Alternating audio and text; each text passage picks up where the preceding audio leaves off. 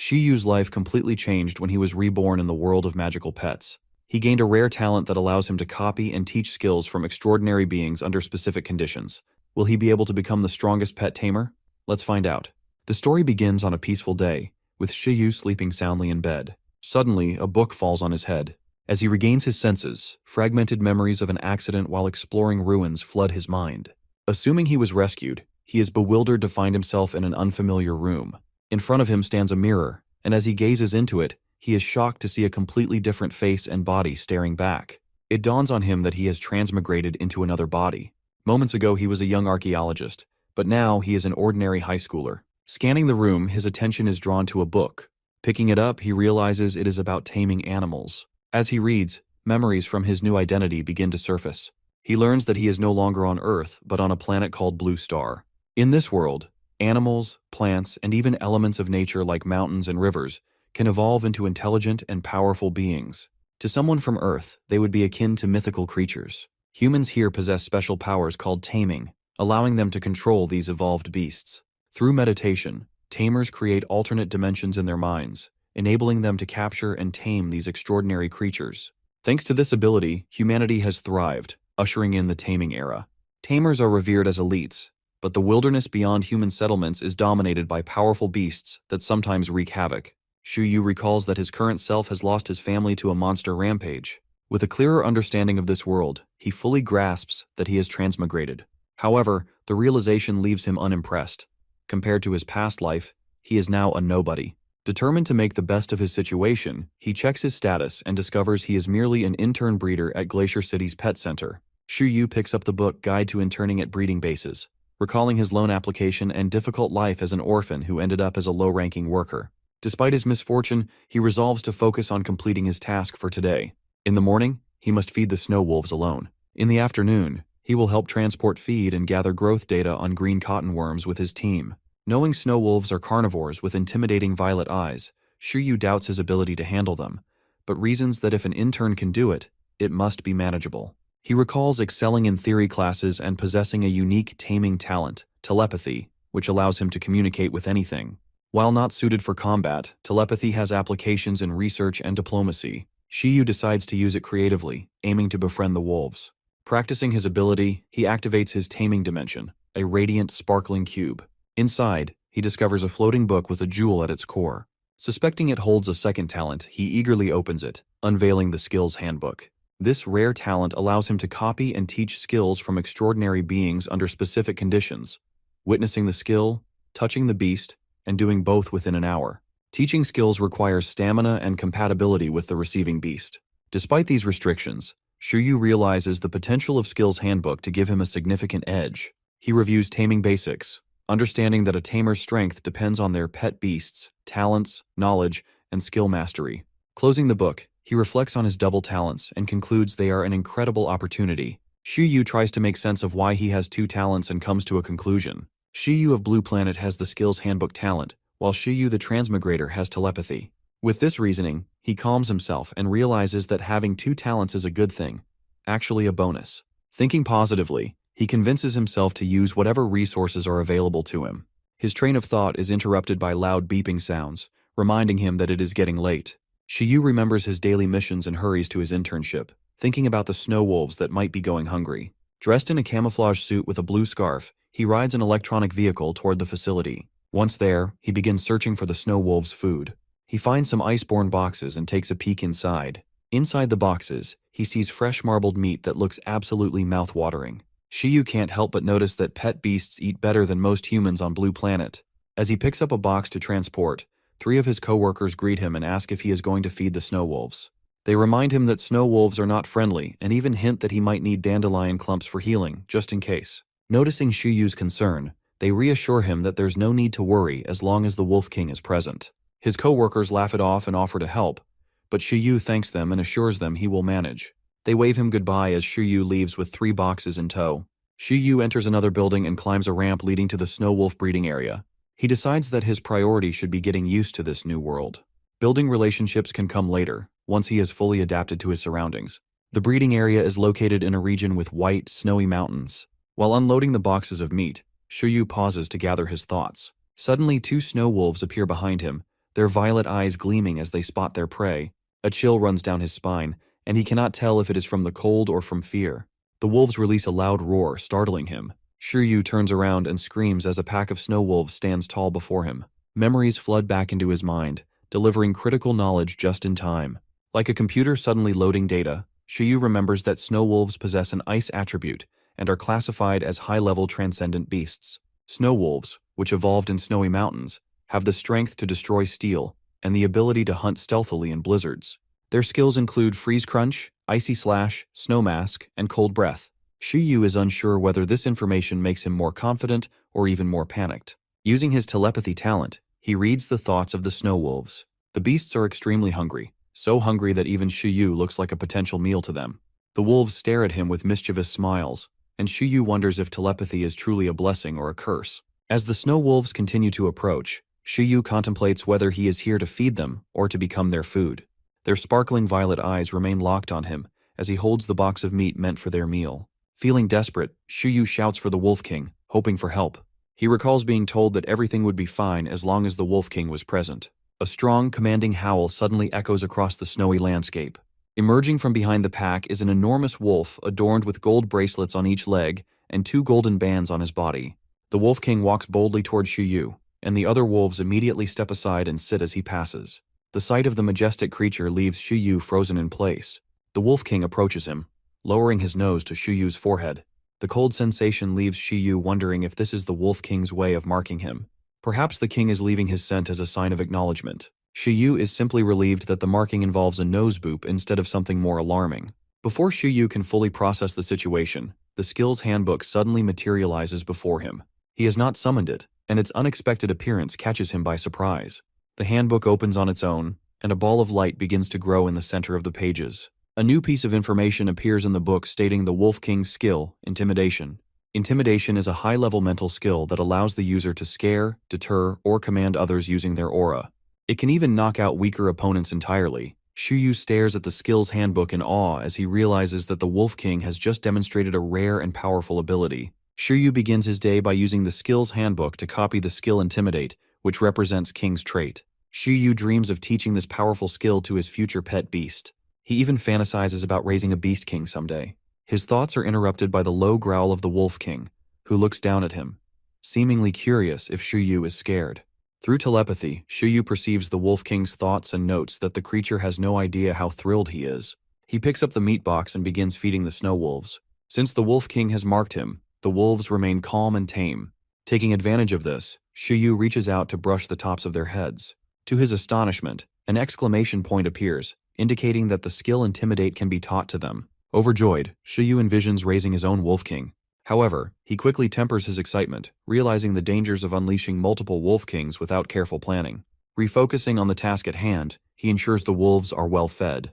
The feeding session ends without the wolves using other skills, leaving Shiryu unable to copy additional abilities. Afterward, he leaves the snowy mountains and drives to his next destination, thrilled by his acquisition of a high-level mental skill. On the way, he spots a greenback eagle soaring above, and a prompt appears suggesting that Intimidate could also be taught to the eagle. The idea of raising both a Wolf King and a Bird King excites him further, but he decides to proceed cautiously. With 3 months of internship ahead, there's no need to rush. As he continues his journey, Shiryu notices a billboard advertising the Iron Bamboo Base promotion, offering Iron Eaters at 50% off for residents of Pingcheng District. He has already booked an Iron Eater as his first pet beast and is delighted with his choice.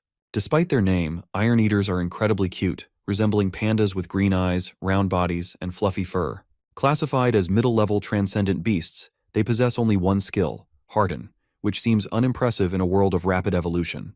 Shiryu attributes this to their natural laziness but values their rarity and cuteness. Iron Eaters consume metals and minerals to activate their Harden skill.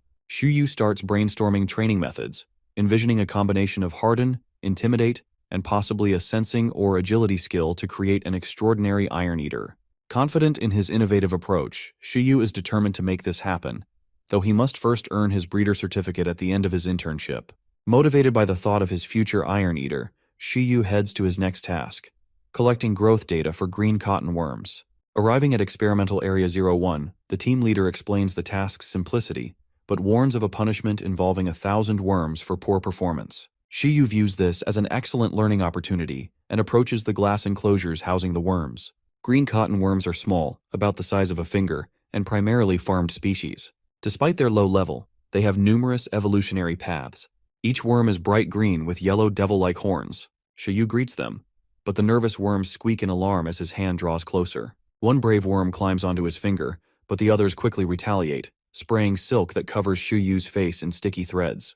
Shiyu observes the green cotton worms, realizing their reaction to his presence suggests a need for a different approach. As one brave worm climbs onto his finger, it glares angrily before a green exclamation point appears above its head. Shiyu is astonished to discover that even this tiny creature has the potential to become a green cotton worm king. The worm loses interest and jumps back into its cage, but moments later, the skills handbook opens, notifying him that a new skill silk thread has been recorded. Surprised, Shiyu realizes this bug-type skill could be useful when applied creatively. Additionally, the handbook reveals that skills like silk can be improved through repeated teaching, sparking Shuyu's curiosity about the possibilities. Back in his dorm, Shiyu studies the breeding base and learns it houses 51 pet beasts, most of which possess basic low-level skills. These don't align with his vision of raising extraordinary beasts. He decides to prioritize middle and high-level skills, especially sensing and agility abilities, while being mindful of potential limits to his copying ability. His research also highlights the dandelion clump, a plant-based beast renowned for its healing abilities. Known as a model healer in breeding bases, it becomes Shuyu's next target. Determined, Shiyu devises a plan to see the dandelion clump up close. He heads to the infirmary, feigning a sprained wrist. Upon arrival, a black-haired doctor greets him, pushing her glasses up and calmly assessing the situation. Recognizing him as a new intern, she seems accustomed to such antics but decides to humor him. Shiyu plays his part convincingly, asking if his injury will affect his ability to work. The doctor reassures him it's minor and begins treatment. What follows amazes Shiyu. With a simple snap of her fingers, the doctor summons the dandelion clump, a plant-like creature with small eyes embedded in its cottony body. The process is effortless, requiring no chanting or extra steps. The dandelion clump moves toward Shiyu, its presence calming and magical. It begins healing his wrist, and Shiyu feels the pain vanish almost instantly. He casually remarks that it wasn't too painful, but inwardly, he's deeply impressed by the speed and precision of the treatment. As the dandelion clump finishes, the skills handbook opens again. A notification appears. High-speed healing recorded. Shiyu is stunned to realize he has copied a middle-level wood-type healing skill that significantly accelerates recovery. Shiyu confirms he can copy the skills of pet beasts at the facility and reflects on his progress. With 3 months left in his internship, he knows he has plenty of opportunities to collect skills. After his wrist is healed, the doctor teases him for overreacting, and even the white dandelion plant communicates that his injury was minor. Feeling guilty, Shiyu promises to be more careful and decides to return later with snacks as a thank you gift for both the doctor and her plant beast. He rationalizes that even small injuries treated by pet beasts help improve their skill mastery, making his experiment worthwhile. Back in his dorm, Shiyu realizes that repeatedly teaching skills can enhance his pet beast's mastery. This discovery feels like a game changer, potentially accelerating their training. He reflects on the day's events, amazed at how much he has learned in such a short time.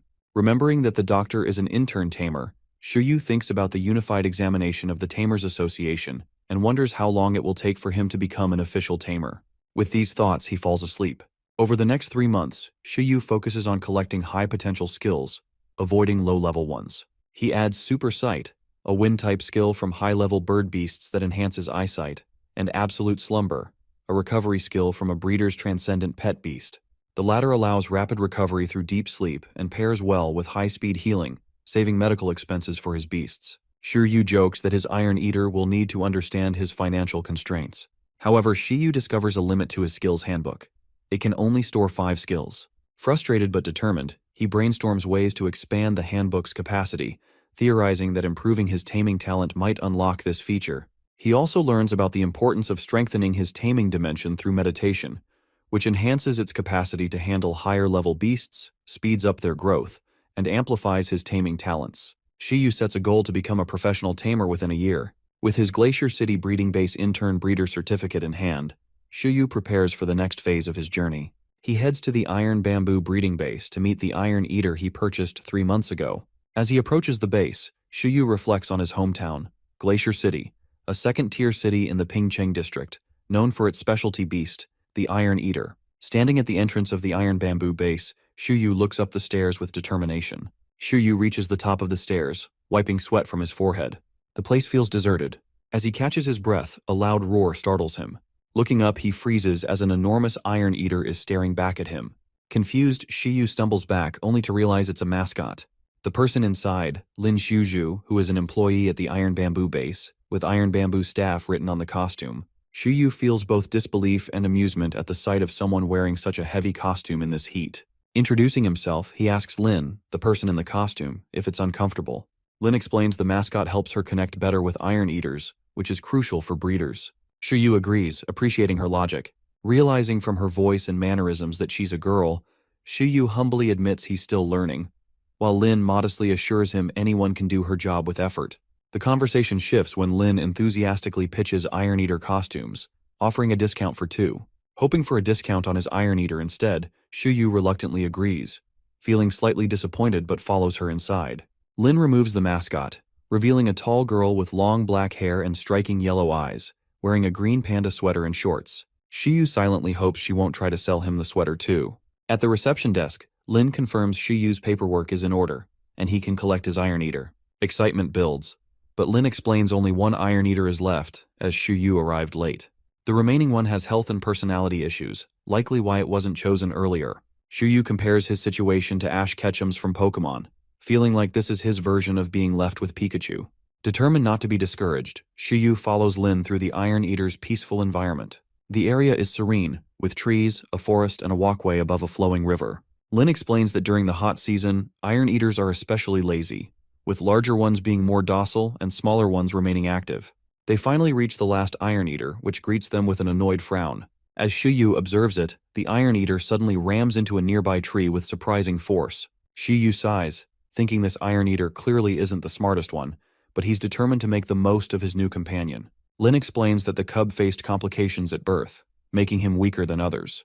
While most Iron Eaters learn the hardened skill by 1 year old, this cub has yet to master it, which many see as a lack of talent. Lin points out that this has shaped his unique personality. Unlike the typically gentle Iron Eaters, this cub regularly rams into trees, training himself to learn harden and grow stronger. Lin highlights the cub's discipline, noting that his hard work compensates for his lack of natural talent. She emphasizes how rare such determination is in Iron Eaters. Shiyu agrees, acknowledging that while the cub may lack talent, his perseverance is inspiring. Lin assures him that raising the cub in a taming dimension will help him develop his skills faster. She also mentions that the cub's rigorous training gives him an unusually large appetite. Excited, Shiyu decides to take the cub. One of his concerns about Iron Eaters had been their laziness, but this diligent cub resolves that issue. Lin double-checks if he's sure, noting that most tamers prefer talented beasts. Shiyu confidently replies that he values hard work and feels a strong connection with this cub. Lin smiles, reassured by his resolve. When Shiyu asks for a discount, Lin apologizes, explaining that all Iron Eaters are treated equally. However, since this is a special case, she offers a month's supply of Iron Bamboo. Grateful, Shiyu happily accepts. Lin approaches the cub, named 11, and pets him gently, informing him that he's been chosen by a tamer. Through telepathy, Shiyu hears 11's thoughts. The cub is initially resistant, declaring that Iron Eaters aren't slaves and that he can grow stronger on his own. Lin calmly picks up the defiant 11, warning him that running away means no food.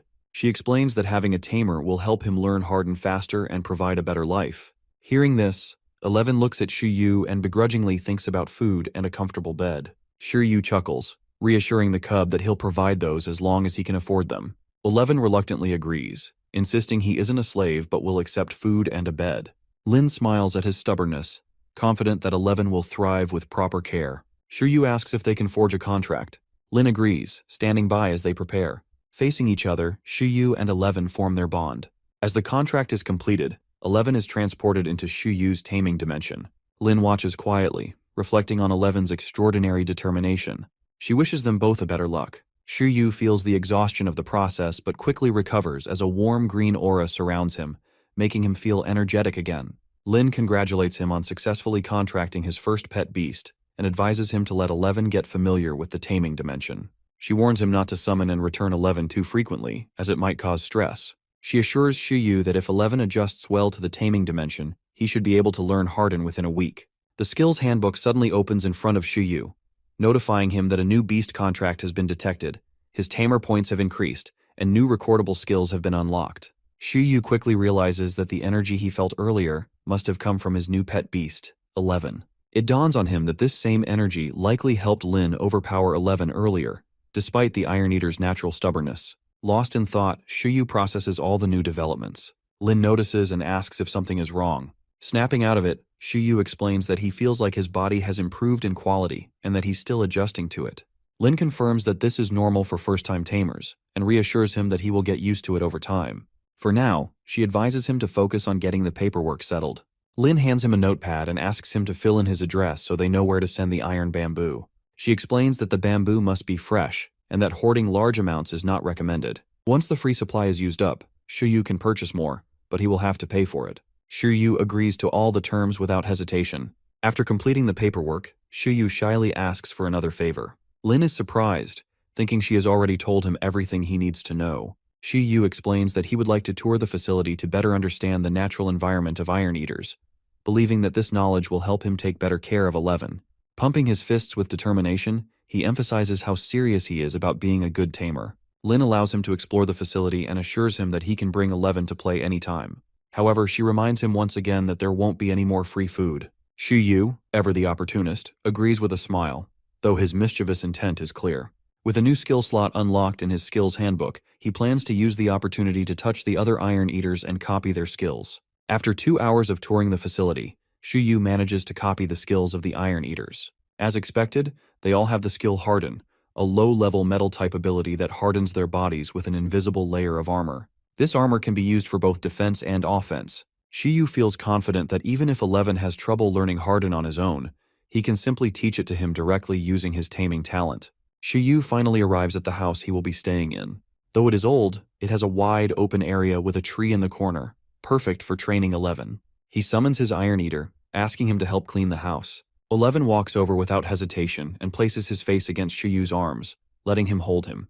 Overcome by the sheer adorableness of his pet beast, Yu decides that such a cute creature shouldn't be doing mundane tasks like cleaning. Yu forgets entirely about cleaning. Using telepathy, he communicates his intention to teach the skill to his Iron Eater.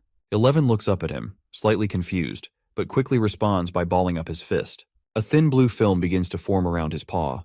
Yu is the one confused this time. He asks 11 if that move earlier was Harden. 11 proceeds to explain, in his own way, that he simply took a nap, and when he awakened the skill. Yu stares at him, and then breaks into a proud smile. He pats 11 on the head like a proud parent, thrilled to see the effect of the taming dimension firsthand. He had been told it would take at least a week for 11 to learn Harden, but it has only been 2 hours. Despite the breakthrough, Yu tries to focus on the task at hand, cleaning the house. He asks 11 to help him tidy up the place, but the Iron Eater hesitates. As everyone knows, Iron Eaters are naturally lazy, and cleaning doesn't count as training. Yu himself seems more interested in testing 11's skills than actually making the house livable. Yu decides to teach 11 Harden again to improve its skill level. According to the Iron Eater handbook he received, there are 4 levels to a skill: beginner, experienced, proficient, and perfect, with an additional rare level called flawless. Since 11 just learned the skill, it is currently at the beginner level. To advance from beginner to proficient, it would normally take about a month of training. Although the skills handbook allows Yu to reteach skills to speed up this process, his logical nature leads him to consider the stamina and effectiveness of using this method. After some thought, he decides to start by teaching 11 an easier skill from his handbook, Silk. However, 11 has no affinity for bug-type skills, which makes it impossible to learn. Yu, determined to experiment with this skill, starts brainstorming how to proceed. As if answering his unspoken prayer, a rustling sound comes from nearby. Yu turns to see a green cotton worm sitting calmly on a tree in his yard. Perfect. The worm squeals as Yu commands 11 to capture it without hurting it. This is the first battle Yu is sending his pet beast into, so he remains cautious. But 11, brimming with confidence, doesn't hesitate for even a second. He rushes toward the tree in a zigzag motion, climbs it swiftly, and leaps onto the branch where the green cotton worm is perched. Without wasting a moment, 11 chops the branch, sending it falling toward the ground. Before the branch hits the ground, 11 lands gracefully and catches the worm in his paw. The green cotton worm, now teary-eyed, looks up at Yu, who praises 11 for the flawless capture. Both Yu and 11 stand over the worm, their eyes gleaming with determination. The worm, however, has no idea what kind of adventure it's just been dragged into. Terrified by the small but powerful Iron Eater that caught him, the green cotton worm trembles. 11, unfazed, tosses the worm casually onto the ground. The poor worm lands flat, feeling the intimidating presence of the two fierce creatures standing over it. Shiyu notices something interesting as he observes the worm. A single mark on its body indicates that the skill Silk has only been learned once. This excites Shiyu, as it means the worm has a lot of potential for skill improvement. Looking at the worm intently, Shiyu asks, half-jokingly, if it plans to go anywhere. Not that the worm has anywhere to run. To seal the deal, Shiyu kneels to the ground and gently picks the worm up again, ensuring it won't escape. The adventure for this little green cotton worm is just beginning. Shiyu watches the green cotton worm lying on the ground, reflecting on his 3 months as an intern working with them daily. With practiced ease, he removes the tangled silk from his arms, a task now second nature to him. The worm stares in surprise at Shuyu's skill and composure. Moving closer, Shuyu uses telepathy to threaten it, warning that it will be fed to 11 if it doesn't cooperate. 11, nearby, drools at the thought of food, his opportunistic nature mirroring his tamer's. With his test subject secured, Shuyu is ready to experiment with his teaching skill.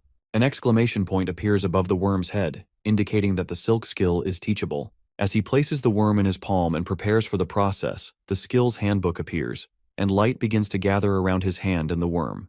The worm freezes in surprise as the process begins, while Shuyu is overwhelmed by exhaustion, hunger, sleepiness, and fatigue hit him all at once. Despite this, he remains focused, noticing a second stripe appear on the worm's back. Mission success. The worm seems to experience a flood of memories linked to the silk skill, which might explain its initial confusion. When the process ends, the worm appears stronger and more confident. It leaps from Shiyu's hand and unexpectedly binds his hands mid-air with upgraded silk threads. Instead of being startled, Shiyu is proud. The quality of the silk is impressive, and though it's still no match for his abilities, he admires the worm's effort. The worm, feeling defeated, submits to Shiyu. Shiyu observes that the worm's silk skill has upgraded from beginner to experienced level. He notes that the silk it produced matches the high-quality threads from the best green cotton worms at the breeding base. However, the worm hasn't grown in size despite the upgrade. He wonders whether the level increase was due to the worm's own understanding of the skill or if his teaching power played a role. Regardless, the experiment is a success. Exhausted but satisfied, Shuyu considers teaching another skill. Opening the skill's handbook, he finds the teaching feature locked for 8 hours. Shuyu realizes the cooldown is likely due to stamina consumption, a protective mechanism to prevent burnout. Deciding to rest, he notes that the cooldown for low-level skills is 8 hours, and he dreads how long it will take for higher-level skills to unlock. For now, he places the green cotton worm in a small cage on a tree, noting its new golden house matches its upgraded status. As he rests, Shuyu begins to think about ways to shorten his recovery time. If pet beasts have supplements to aid their training, surely tamers could benefit from them too. Shiyu tells 11 he'll prepare bamboo shoots with sliced pork and rice for dinner. As expected, 11 begins drooling at the mention of food. Shuyu asks him to rest and promises to call when dinner is ready. However, 11 refuses, irritated by the suggestion. Determined to train, 11 feels behind in terms of skills and insists on starting immediately. Shuyu realizes that, as Lin said, 11 isn't a typical Iron Eater. He wonders if 11 feels unworthy of food unless he trains. After another attempt to get 11 to rest, Shuyu reluctantly agrees to let him practice outside. 11's mood instantly brightens. Once outside, Shuyu notices there's no equipment for proper training. 11 points to the house walls as a potential target, but Shuyu stops him, horrified at the thought of his walls being destroyed. Instead, he suggests practicing the harden skill in short bursts on specific body parts, reassuring 11 that more advanced techniques can come later. 11 agrees, and a potential disaster is avoided. Shuyu sighs in relief, adding training equipment to his growing list of things to buy. His urgent financial needs weigh on him, prompting him to brainstorm ways to earn money. He focuses on raising the green cotton worm, hoping that once its silk skill reaches perfect mastery, it will produce high-quality silk that could be sold. For now, the worm is low maintenance, eating only ordinary leaves, but Shuyu sees it as a future source of income. After dinner, Shuyu checks on 11 and finds the Iron Eater already asleep on his bed. 11's belief that training is required before and after meals touches Shuyu. He wonders if 11's determination stems from a fear of abandonment. To reassure him, Shuyu gently promises that he will never leave him. Later, as Shuyu lies on his bed, he tries to sleep but is kept awake by financial worries. He also wonders why he doesn't have a phone or computer, but his curiosity about using a panda as a pillow takes precedence. Deciding to leave these concerns for tomorrow, he finally falls asleep. The next morning is peaceful. The green cotton worm happily uses its silk skill to gather leaves for breakfast. Suddenly, a loud sound breaks the tranquility. Shuyu bursts out of the house, excitedly announcing that he's fully recovered. He opens the skills handbook and confirms that the cooldown has passed, allowing him to teach skills again. Feeling energized, he declares that the day is off to a great start. His plan is to teach 11 the hardened skill again to improve its mastery, but first, he needs to buy supplements. Before leaving, he checks on both his pet beasts, telling 11 to continue resting. He promises to let him out after his shopping trip. Shuyu greets the green cotton worm as he leaves the house, surprised to see it gathering leaves for itself. The worm munches away carelessly, completely unbothered. Shuyu reflects on its diet, realizing the worm has been eating the leaves from a neglected pimon tree instead of the nutritious plants found at breeding bases. He resolves to improve its diet by collecting better leaves on his way back to ensure the worm stays healthy and productive. As Shuyu walks through the busy streets, he notices how much his life has changed since becoming a tamer. At a stoplight, his attention is caught by a two-wheeled carriage pulled by blue dogs. The driver, sporting a green mohawk, expertly steers the dogs. Shuyu feels a twinge of pity for the dogs, realizing that beasts are used not only for combat, but for everyday tasks as well. His thoughts are interrupted by a woman shouting at her gemstone cat, a luxurious brown and white feline adorned with gemstones and gold bangles. The cat walks down the street, far more expensive than Shuyu's possessions. As the woman chases it, Shuyu wonders who is walking whom, the lady or the cat. He recalls that gemstone cats typically require a tamer to control them, but this one doesn't seem to have one. Shuyu remembers that the cat's optical skills evolve when paired with a cat's eye gemstone, making them highly valuable. The gemstones themselves are even more expensive. As he continues walking, Shuyu starts to consider how gemstone cats could be another potential money-making opportunity in the future. He eventually arrives at the 100 Herbs Hall, where a clerk with curly green hair and glasses greets him. Shuyu asks about selling silk, and the clerk explains they buy only high-grade silk produced by green cotton worms raised on a specific diet. The clerk hands him a guide outlining the silk requirements and pricing. Excited by the potential profits, Shuyu calculates how much money he could make by selling high-quality silk. With tight finances and monthly loan repayments stretching his budget, Shuyu knows he has about a year before his inheritance and financial assistance run out. If he doesn't succeed as a tamer by then, he may need to take a regular job at the breeding base and let 11 go. Refocusing on his plan, Shuyu decides that improving the green cotton worm's silk skill to perfect mastery is crucial for his success. Selling high-quality silk could provide the steady income he needs. The clerk, noticing Shuyu deep in thought, asks if he's interested in selling silk. Shuyu politely declines for now and instead purchases the vials of medicine he needs. After completing his purchase, Shuyu heads home, feeling exhausted from the walk with his shopping bag. He adds a cell phone and mode of transportation to his growing list of things to buy. Shuyu places the grocery bag on the table and inspects the medicine he bought. Mingshin capsules. These capsules, made from ingredients of plant-type transcendent beasts, are well known for reducing fatigue and improving physical strength. Many tamers use them after battles for quick recovery. For Shuyu, they're a luxury, and he knows he must use them sparingly. After a restful night, Shuyu summons 11, who eagerly stretches and gets ready for the day. Shuyu observes his pet and senses the positive energy stemming from the taming dimension. 11, now fully awake, clenches his fist, already eager to train. He declares that he wants to train for 6 hours, a very specific goal. Shuyu sighs, advising him to slow down and stressing the importance of a work-life balance. 11, however, stares blankly, not understanding the concept. Shuyu begins to explain to 11 that the energy from the taming dimension comes from him. While he appreciates 11's enthusiasm, he needs to be mindful of Shuyu's own limits. He knows that using the skills handbook and strengthening his taming dimension takes a toll on him too. Shuyu realizes that 11 believes anything other than training is undesirable, and he worries about his own stamina with such a dedicated and motivated pet beast. Shuyu starts planning 11's next lesson, considering teaching him absolute slumber to help him recover from fatigue. Meanwhile, 11 continues rolling around, consumed by the desire to train. He even shouts his intentions, prompting Shuyu to stop him and say they'll focus on advancing his hardened skill first, before absolute slumber.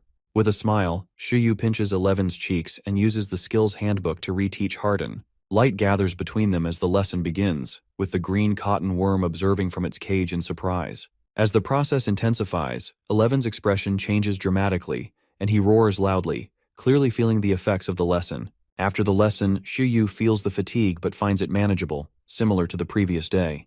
He wipes the sweat from his forehead and notices the dark circles under his eyes. He decides to take one of the Mingshin capsules. Upon swallowing it, he feels immediate relief, his fatigue melting away. Looking at 11, Shuyu notices his pet's renewed energy.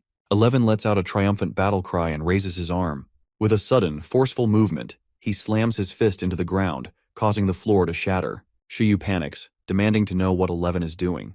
11, however, is calm and seems impressed with his own strength, pointing at the broken floor. Shiyu, both frustrated and amazed, explains that 11's hardened skill has reached the experienced level, which significantly boosts his combat abilities. While Shiyu acknowledges the progress, he is upset about the damage caused to his home. 11 looks at Shiyu, eagerly as if asking what he has done to him. Shiyu crosses his arms and asks 11 if he's still in such a rush to train. 11 mimics him, but then looks disappointed, realizing he didn't truly earn his recent power upgrade. He insists on training intensively for 24 hours straight in exchange for keeping his newfound strength. Shiyu sighs, warning 11 that non-stop training won't help him level up but only push him to his limits. Nevertheless, 11 is determined. To prevent damage to the house, Shiyu sets rules for the training. While 11 trains, Shiyu relaxes on the porch, reviewing the skills handbook. Thanks to the Mingxian capsules, his stamina is restored, but the cooldown for teaching skills is still 24 hours, aligning perfectly with 11's training. Shiyu observes 11's improved ability to maintain the blue light on his fist, now able to harden his skin for 30 seconds and activate harden faster. The focus today is to improve speed and learn to harden multiple body parts simultaneously. Worried about the house's safety, Shiyu realizes he needs proper training equipment. This prompts him to add it to his shopping list, along with other necessities for improving 11's environment within the taming dimension. He decides that for 11's growth, environment is the key element to improve. While reflecting on his taming dimension, Shiyu recalls that binding intensity, scale, and environment are the key elements. With 11 already disciplined, Shiyu focuses on creating the best environment for his pet's growth. He plans to teach 11 absolute slumber to help with recovery, and is confident that with proper care, 11 will progress quickly. However, financial constraints remain a challenge. To address this, Shiyu visits a shop to browse steal options, mindful of future costs. Despite the concerns, he reassures himself that the investment in 11's growth will be worthwhile. The next day, Shiyu's green cotton worm enjoys a healthier diet, as promised. Shiyu meditates, focusing on improving 11's taming dimension's environment. Watching 11 train with determination, Shiyu looks forward to working on hardening skills the following day. A new day begins, and Shiyu hears a knock on the door. He hurries to greet the visitor and sees that the durable alloy steel boards he ordered from Fatso Gang have arrived. After completing the transaction, the delivery man informs him that the items can be returned at no extra charge if there are any defects. Once the delivery is done, Shiyu summons 11 to help inspect the boards.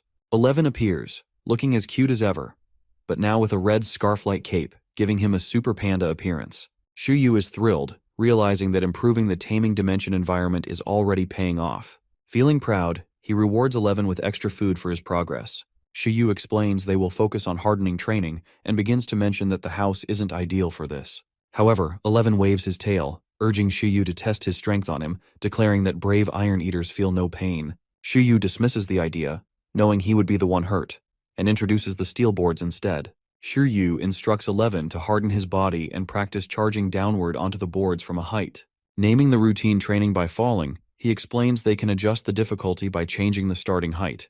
11 hugs Shiyu joyfully and calls him a genius. 11 begins training, breaking through stacks of steel with ease. After inspecting his hands and noticing cuts, he uses high-speed healing to recover instantly and resumes training. Inside the house, Shiyu reflects on the progress. 11's harden has reached proficient level, and the steel boards double as training tools and food. Meanwhile, the green cotton worm's silk has also reached proficient level, producing stronger silk. Shiyu feels satisfied with the supplements that help him train both beasts efficiently. With harden and silk progressing steadily, Shiyu decides it's time to test their skills in combat. He calls 11 to take a break and eat lunch to conserve energy for an actual combat. 11 crumples the steel sheet he's holding with ease, eager for the combat Shiyu mentioned.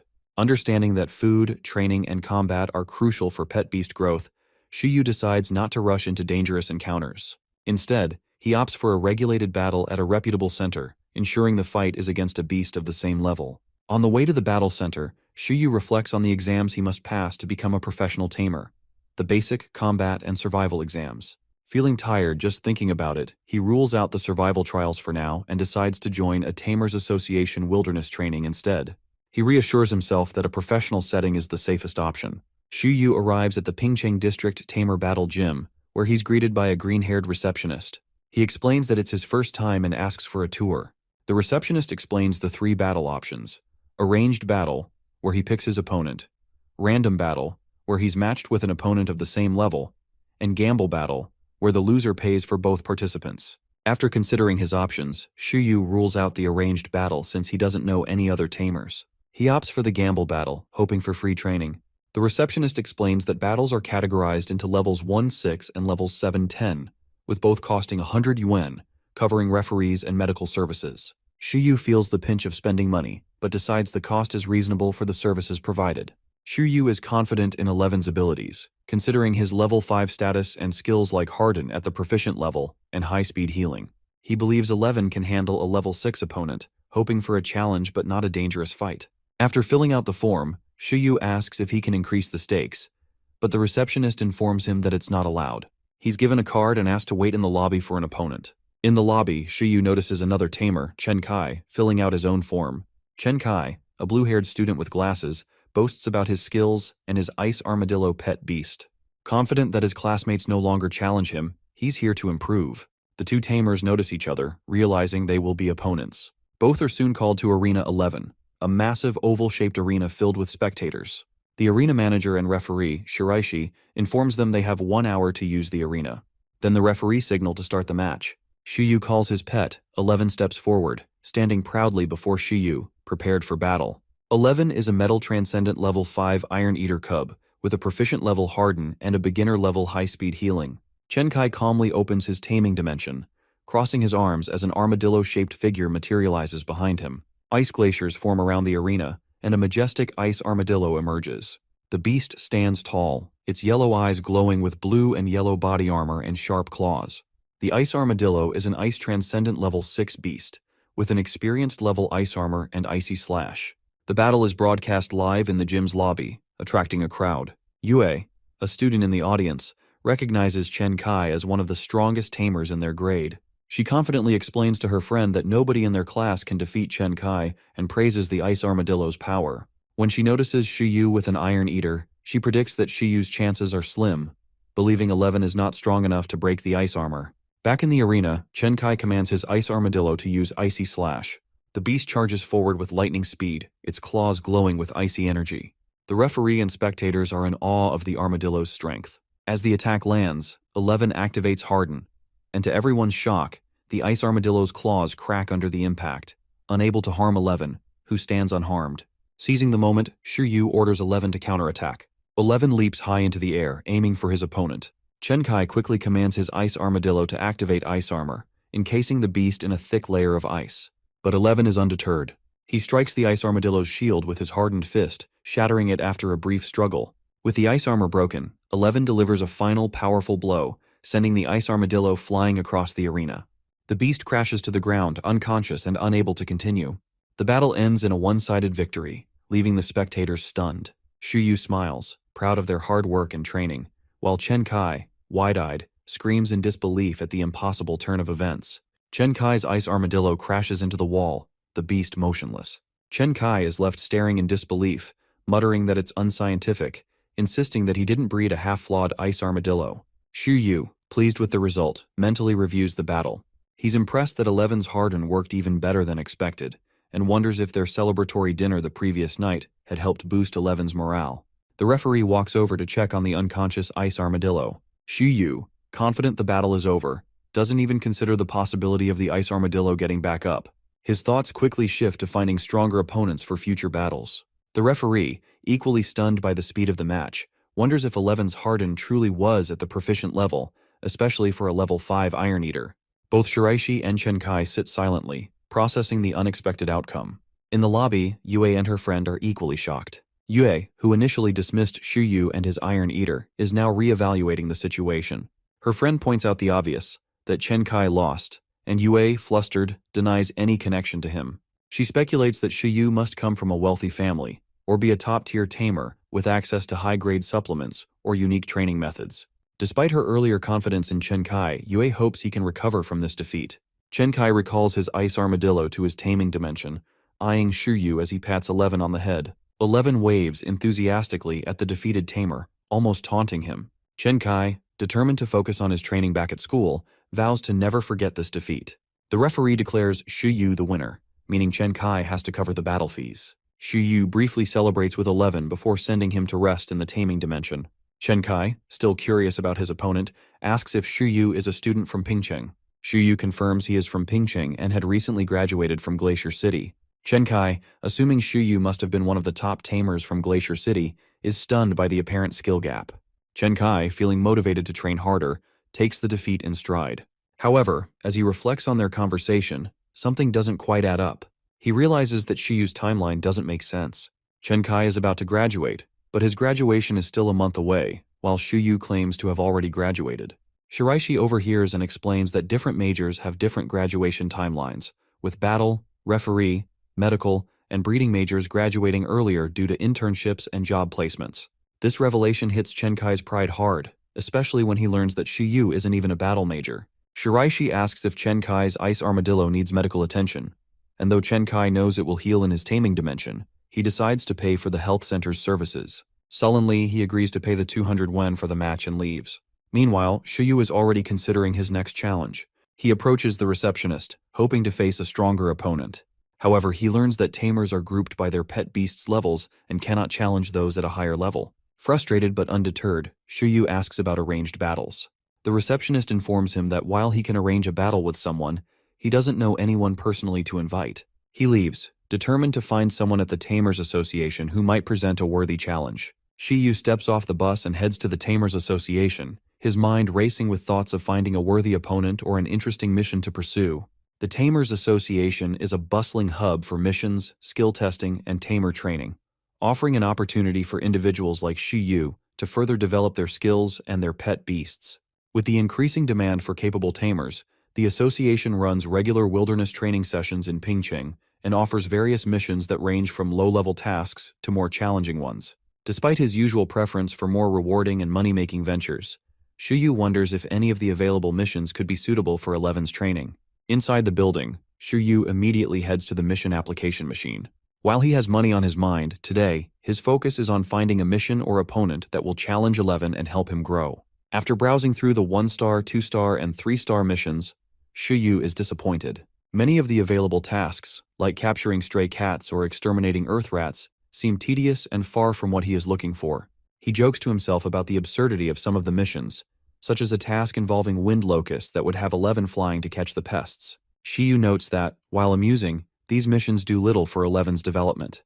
However, one mission catches his eye, exterminating earth rats. These small red creatures, though weak individually, are cunning and can become dangerous when they attack in swarms. Yu sees the mission as an opportunity to work on 11's reflexes, envisioning it as a game of whack-a-mole. He decides to take the task on, hoping that it will improve 11's agility and precision, skills that would prove valuable in future battles. Yu picks up the Earth Rat mission card and begins to leave, but then he spots a familiar face, Chen Kai. Chen Kai, still reeling from his defeat, looks up in surprise as Yu greets him and casually asks how his ice armadillo is doing. Chen Kai awkwardly admits that his pet has recovered, but his pride is still bruised from the loss. When Yu asks if he's taking a mission, Chen Kai is curious about what kind of task someone as skilled as Yu would pursue. Yu shows him the Earth Rat mission card and explains his plans to exterminate the pests. Chen Kai is surprised that Yu intends to tackle the mission alone, pointing out that Earth Rats are elusive and tricky to catch in large groups. Most tamers, he explains, form parties to deal with the mission more efficiently. To Yuyu's surprise, Chen Kai enthusiastically proposes they form a team to tackle the mission together.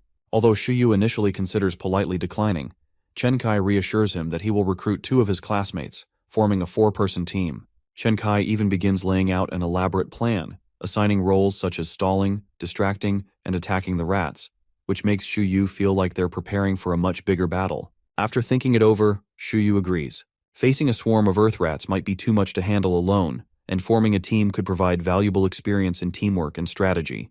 It could also help him establish connections with others, which might prove useful down the line. Chen Kai is thrilled by Yu's agreement and promises to recruit his classmates by the end of the night. Meanwhile, Yu heads to the 100 Herbs Hall to stock up on supplies for the mission.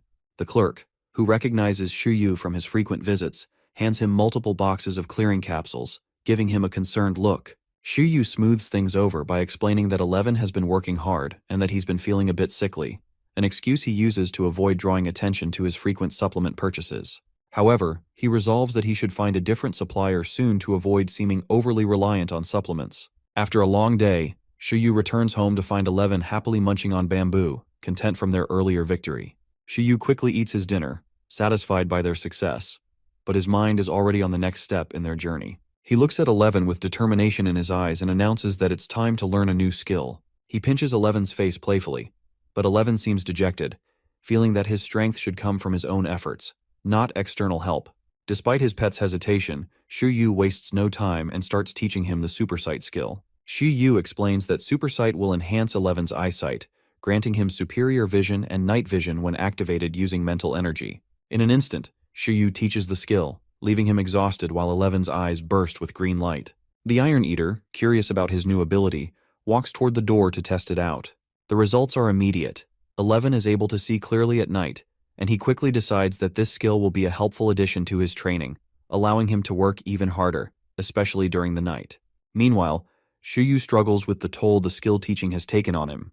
He notices that the cooldown for teaching a new skill has extended to 48 hours, and he feels the strain in his body. Though he secretly hopes for a peaceful night's rest, 11 is already eager to put his new ability to use. Shiyu, although tired, is happy to see his pet's enthusiasm. Elsewhere, Chenkai is busy making arrangements for their Earth Rat mission. He opens their group chat, searching for volunteers to join the team, and is shocked when Yue, the pink-haired girl from earlier, privately messages him. She admits to watching the battle between Chenkai and Shiyu and expresses interest in learning how Shiyu trains his Iron Eater. Seizing the opportunity, Chenkai invites Yue to join their party and asks her to bring someone with a control-type pet beast. The next morning, Shiyu meets up with Chenkai in front of the Tamers Association. Shiyu looks exhausted, but he brushes it off, pretending to be fine.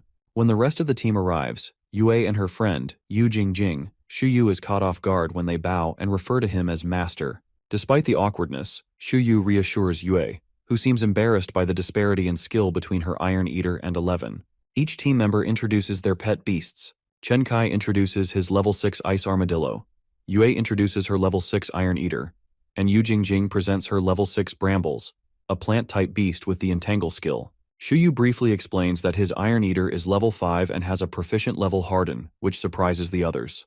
They are especially shocked by 11's proficiency in Harden, though Shiyu keeps quiet about the effort and training that has gone into it. After their introductions, the team registers their mission and boards the bus to Beiki Village.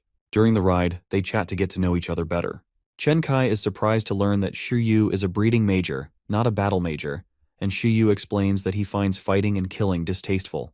Instead, he believes that mastering the art of breeding pet beasts is the key to long-term success. He shares that his breeding expertise helped him train 11 to develop a proficient level Harden. As the bus arrives at Beiki Village, the team is warmly welcomed by the villagers and given green jumpsuit uniforms. The cheerful atmosphere helps to lift everyone's spirits as they prepare for the task ahead. Shiyu, taking the lead, instructs the team to summon their pet beasts and prepares to use 11's super sight to locate Earth Rats more efficiently. Yu excitedly asks Shiyu if 11 was also acquired from the Iron Bamboo breeding base. Shiyu no DS, confirming it, but Yue isn't satisfied with just that answer. She speculates aloud that Shiyu might be an apprentice of the Bamboo Rock Gym, a prestigious training center dedicated to raising Iron Eaters. Unfortunately for her, Shiyu shakes his head, denying the claim. Yu explains the Bamboo Rock Gym is a specialized academy led by Grandmaster Tamer Lin, a legendary figure in Pingcheng known for cultivating Iron Eaters with unique elemental abilities like electric and fire-type moves. Grandmaster Lin is considered the strongest tamer in Pingcheng, having spent his life perfecting methods to raise Iron Eaters. Based on Shiyu's remarkable progress with 11, it's natural for Yue to assume he's connected to the gym. Yu Jingjing chiming in mentions that while Grandmaster Lin is undoubtedly powerful, his daughter Shuju might surpass him someday. She was the youngest professional tamer in Pingcheng, passing her pro exam at 18 before enrolling in one of the 9 majors. Now graduated, her current rank and abilities are unknown, but her reputation as a prodigy remains. The students discussed Shuju's career, realizing she had also majored in breeding and returned to Pingcheng for research. Ye remembers talking with Lin when she helped her pick out her own Iron Eater. Yue recalls Lin's goal is to research whether Iron Eaters can evolve further, a task that has stumped even her father, Grandmaster Lin. Shiyu, however, quickly shifts his attention when 11 starts growling and pawing at the ground. Shiyu confirms with a smile that 11 has detected an Earth Rat, and the group immediately springs into action. Chenkai pulls out a pair of binoculars and pinpoints the exact location of the rat. Together with 11's guidance, they locate their first target, a level 4 Earth Rat. scurrying across the field with an apple in its mouth. Chen Kai explains that the rat is isolated, meaning minimal danger, but they must act quickly to capture it before it reacts and escapes. Yu Jingjing reminds the group that earth rats are highly sensitive to temperature changes rather than sound or light. Their pet beasts, especially the iron eaters and ice armadillo, might alert the rat if they get too close. The plan is to send Brambles closer since it can pretend to be a plant and use Entangle to capture the rat. The team immediately puts the plan into action. Brambles extends its vines toward the earth rat, but the rat proves to be incredibly quick. It ditches the apple it was holding and darts across the field. The ice armadillo jumps in front of it, attempting to block its escape, but the earth rat leaps over the pet beast with ease and heads straight for a nearby burrow. Before the earth rat can escape, 11 lands directly in front of the burrow with an impact so strong it startles the rat. With 11 blocking its path, the rat freezes momentarily, giving Brambles the opportunity to successfully use Entangle. The earth rat is now surrounded by 3 pet beasts, all of whom contributed to its capture, but the spotlight is clearly on 11. The students, startled by the sheer force of 11's landing, realize that even a horde of earth rats would struggle against this iron eater. With their first target secured, the group takes a brief moment to catch their breath. They hand the captured earth rat to Shi Yu, acknowledging that without 11's presence, the rat might have escaped. Despite the successful capture, the group now understands that earth rats are more challenging than they initially thought. Even Yu Jingjing's Brambles, a natural predator, couldn't catch the rat immediately. Chen Kai and Yue give Shiyu an approving thumbs up for a job well done, but Shiyu knows the real credit goes to 11. As the group discusses their progress, Shiyu calculates the payout in his head. At 10 yuan per earth rat, capturing 100 rats would barely justify the effort and the nutrition costs required to recover afterward. He decides to focus on using this mission to train 11's super sight skill, which will make it worthwhile.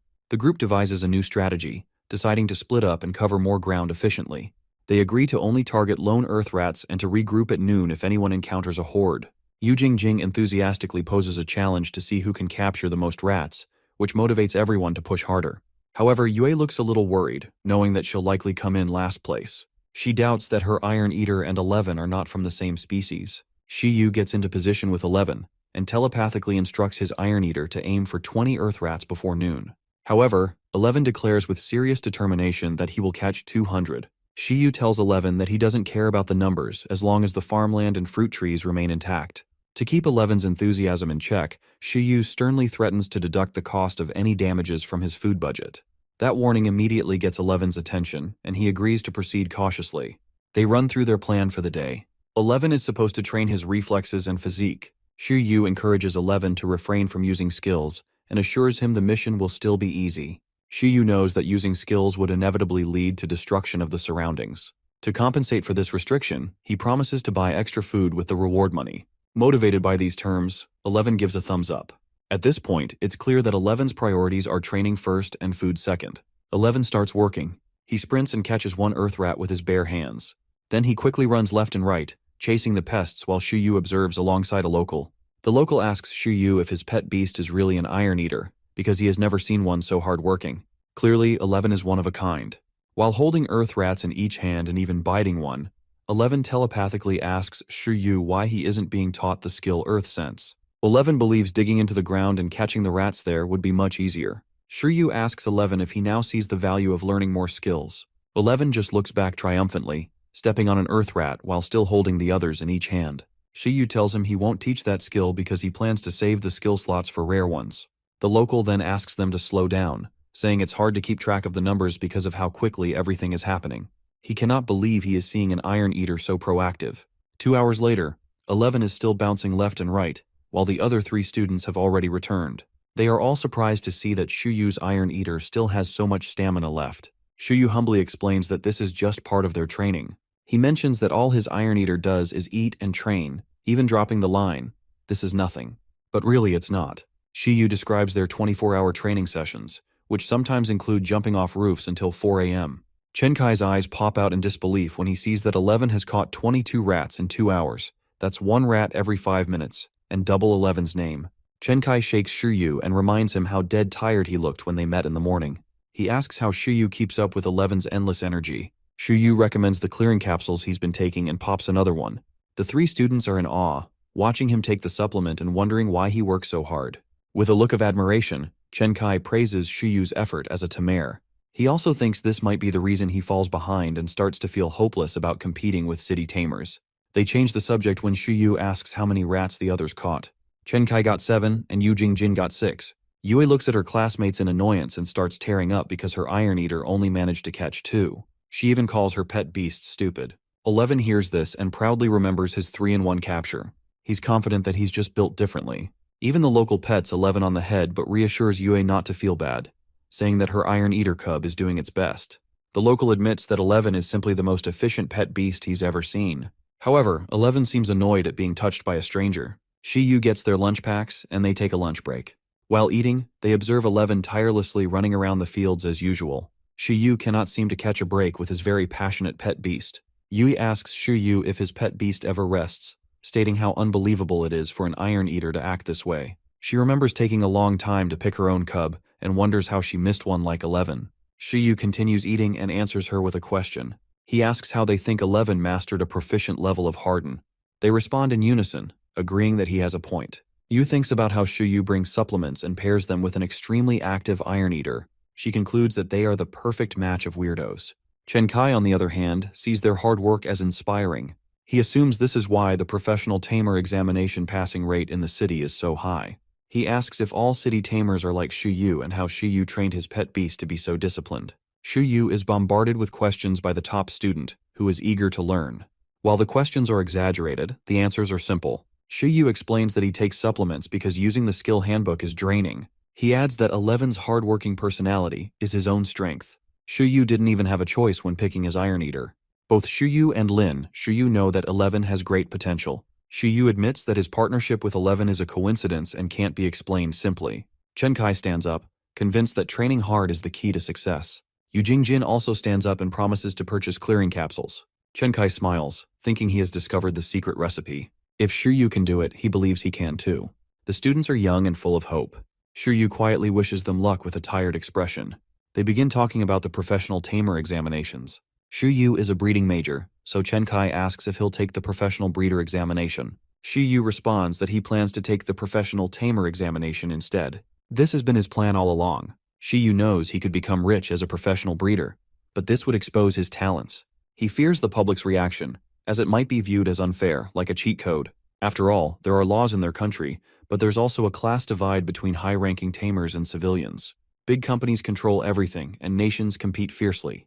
Tamers are also highly competitive with one another. Shiyu understands that humans face the constant threat of highly intelligent, transcendent beasts taking over their territories. He wants to gain the ability to protect himself before fully utilizing the skill handbook. Passing the professional tamer examination would give him access to higher-level beasts and their advanced skills. Shiyu thinks about how he, 11, and Warren could survive in this world, and the only way is to become a professional tamer and improve his own abilities. Chen Kai happily tells him that if he takes the exam in 2 years, they might see each other again.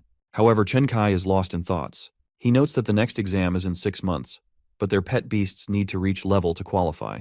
For the first round of assessment, the minimum requirement for the pets to have at least extraordinary combat power. Even for next year, reaching level 10 will be a challenge for their pets, let alone achieving extraordinary combat power. Chen Kai assumes that he and Shiyu should participate in the assessment next year. However, Shiyu has other plans. He confidently tells them they'll only meet if he fails the next exam. Shiyu thinks that if he cannot support 11 and his training with his little savings, he must get the professional certificate as soon as possible to provide for his pet beast. Chen Kai seems concerned and asks Shiyu, wouldn't it be a little hard for 11 to go from level 5 to extraordinary in just 6 months? Chen Kai looks concerned, knowing that some beasts get stuck before reaching the extraordinary level. Everything will depend on the beast's ability to overcome that challenge. Shiyu remains confident, saying that while reaching the extraordinary level may be difficult, level 10 should not be a problem. He points out that it's not impossible for beasts below this level to take part in the professional exam. Chen Kai asks if Shiyu is referring to the special exam. Yue and Yu Jingjing are confused and ask if he means the leapfrog challenge, where a beast can challenge one of a higher rank. Shiyu explains that if a beast cannot reach the extraordinary level, they can still take the leapfrog challenge.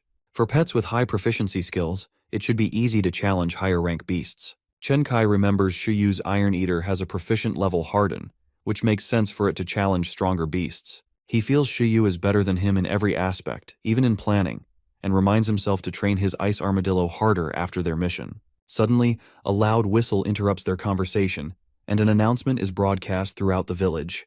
It's an indoor release animal-tied yellow warning signal, meaning a group of ferocious beasts is approaching the city wall, and their numbers are expected to grow. Citizens are instructed to follow the defense guidelines. The announcement causes panic in the village. People scramble to finish their work and gather their belongings. The old man looks worried and tells Chen Kai and his group to head home. Chen Kai, wanting more details, asks about the situation. The old man explains he doesn't know much but suspects the beasts in Snow Mountain are causing trouble. He warns that if the situation worsens, evacuation orders may follow. Shiyu thinks it's not time to panic yet. The difference from 10 years ago is that high city walls have been built between the Snowy Mountain and Pingcheng District.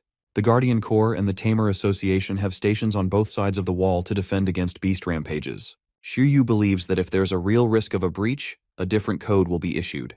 Chen Kai suggests they check the situation, but Yue opposes, saying they'd only get in the way. Shiyu agrees with Yue and suggests they return to the Tamer Association. Since this is a long-term mission, they can always come back later and complete it once things settle down. They can also learn more about the warning at the association. Back at the Tamers Association, the group asks the receptionist about the situation. The receptionist doesn't know the specifics, but mentions there have been 2 code yellow warnings this month. Before they can process the information, someone calls out to Chen Kai and Yu Jingjing. They turn to see their teacher, Mr. Zheng. He explains he was nearby when he saw the group chat Chen Kai sent and decided to check on them. Shiyu looks surprised to learn the students have a group chat with their teacher. Mr. Zhang asks Chen Kai if the people with him are friends. Chen Kai confirms they are tamers from another school. Mr. Zhang quickly realizes the group is concerned about the rampage warning. Chen Kai asks how serious the situation is. Mr. Zhang suggests they move to a quieter place to talk as the Tamers Association lobby is too noisy. As they walk, Shiyu is already thinking ahead, knowing the area where he lives is not very safe and wanting to prepare for the worst. Outside the Tamers Association, Mr. Zhang reassures the group that the defense facilities are much better than they were 10 years ago. He explains that the Tamer Association has the resources to respond quickly. He also mentions that city tamers would be deployed if Pingcheng couldn't handle the situation alone. Furthermore, if the Guardian Corps struggles to maintain defense, reinforcements from surrounding cities will assist. Because of this, Mr. Zhang doesn't see the Snowy Mountain as a major threat and emphasizes that the government is well prepared for rampages. The group stops at a garden to continue the discussion. Chen Kai remains worried about the possibility of a full-scale rampage, but Mr. Zhang reassures him. He says it's only a small-scale gathering of beasts, not as big as the incident 10 years ago. Shiyu, however, is curious about the cause of the rampage. Snowy Mountain beasts are ice types, so they shouldn't be trying to move toward the city due to environmental differences. He knows rampages are often caused by competition, food shortages, or other resource issues, but none of these reasons make sense for Snowy Mountain. Shiyu notes that rampages should be predictable, making the incident 10 years ago an anomaly. He suspects this may be related to the event that caused Blue Planet Shiyu to lose his family. Mr. Zhang confirms this sadly, saying the rampage 10 years ago remains a mystery. As they stand beside a giant statue, Mr. Zhang changes the subject. He asks if they know about Glacier City's history. The young group is curious, but Mr. Zhang clarifies that the story he's about to tell is based on guesses. 2,000 years ago, Snowy Mountain didn't exist. The area was once the territory of a highly developed tamer tribe. One day, an ice dragon appeared and landed on a mountain. Its shining eyes, icy stare, sharp claws, and enormous wings marked it as a powerful creature. The dragon's arrival started an ice age, making life hard for the tamer tribe. A single dragon became a huge problem for the entire tribe. The tamer tribe fought the ice dragon to reclaim their land. The battle lasted for days, and the aftermath of the fight formed Snowy Mountain. The listeners eagerly ask who won. Mr. Zhang believes the tamer tribe won. He continues, saying that ruins of the ice dragon were discovered in Snowy Mountain. The ruins resemble a cave with inscriptions at the entrance. Rumors say the ice dragon's remains are sealed inside, and its roars can still be heard, even after 2,000 years. Yu Jingjing is so scared by the story that she tries to hug Shiyu, but he pushes her away. Yue and Chen Kai are equally stunned by the tale of the dead spirit. Mr. Zhang doesn't mind their reactions and points to the statue behind them. He explains that it's an artifact archaeologists dug up and that the stone giant is the tamer tribe's totem. He mentions that Shiyu should know a thing or two about archaeology. Everyone stares at the statue, and Shiyu asks if the tribe defeated the ice dragon using the totem. Suddenly, Shiyu hears a voice saying, "That's not how it was." He's startled, not knowing where the voice is coming from. The voice repeats the same sentence. Shiyu observes the giant statue's violet eyes sparkle and wonders if the voice is coming from it. He initially thinks it's similar to when Ultraman transforms, but then he realizes he's in the wrong universe. He focuses on the statue, thinking it should not be alive. Telepathy, he believes, only works with living creatures. He wonders if the statue would even be placed there if something were wrong with it. The voice repeats again. Yu is puzzled. Yu Qingjing notices he's spacing out and brings him back to reality. Although Yu initially seems nervous, he reassures them everything is okay and that he's just admiring the statue. He concludes that the others can't hear the voice. It feels like telepathy, but this time, it's the statue initiating contact. He thinks the statue may have turned into a spirit, but since they're in a busy area and other tamers are around, they should have noticed. Yu wonders if fatigue is making him lose his mind. Mr. Zhang then needs to leave for an appointment. He assures the group not to worry about the rampage, saying that tamers can handle any situation, even if the ice dragon rises again. Chen Kai thanks him, and then he asks the group if they want to go back to hunting earth rats. However, Yu has other plans. Before they can finish asking him, he's already running away. Chen Kai realizes he doesn't have Yu's contact number and wonders how to set up their next mission. He also wonders if Yu even owns a phone. Yu heads directly to the Pingcheng District Library, clearly looking for clues about the stone giant. He picks up many books on Blue Planet's history, reading about the Legends, Totem, and Taming eras. The Legends era was when legendary beasts ruled the planet. During the Totem era, humans began living in territories controlled by powerful beasts. The Taming era began when humans mastered taming. The Taming era is divided into ancient and modern times. More than 100 years ago, 7 human nations formed an alliance. Though the books offer detailed history, some information is missing. Yu searches through the Alliance taming database, but finds data unreadable or missing. There are no records about the disappearance of the first legendary beasts or the battle 2,000 years ago. He finds this suspicious, as if something is being hidden. Despite this, Yu learns a lot from the history books. His curiosity is piqued as his archaeologist instincts take over. The mystery has sparked this reaction in him.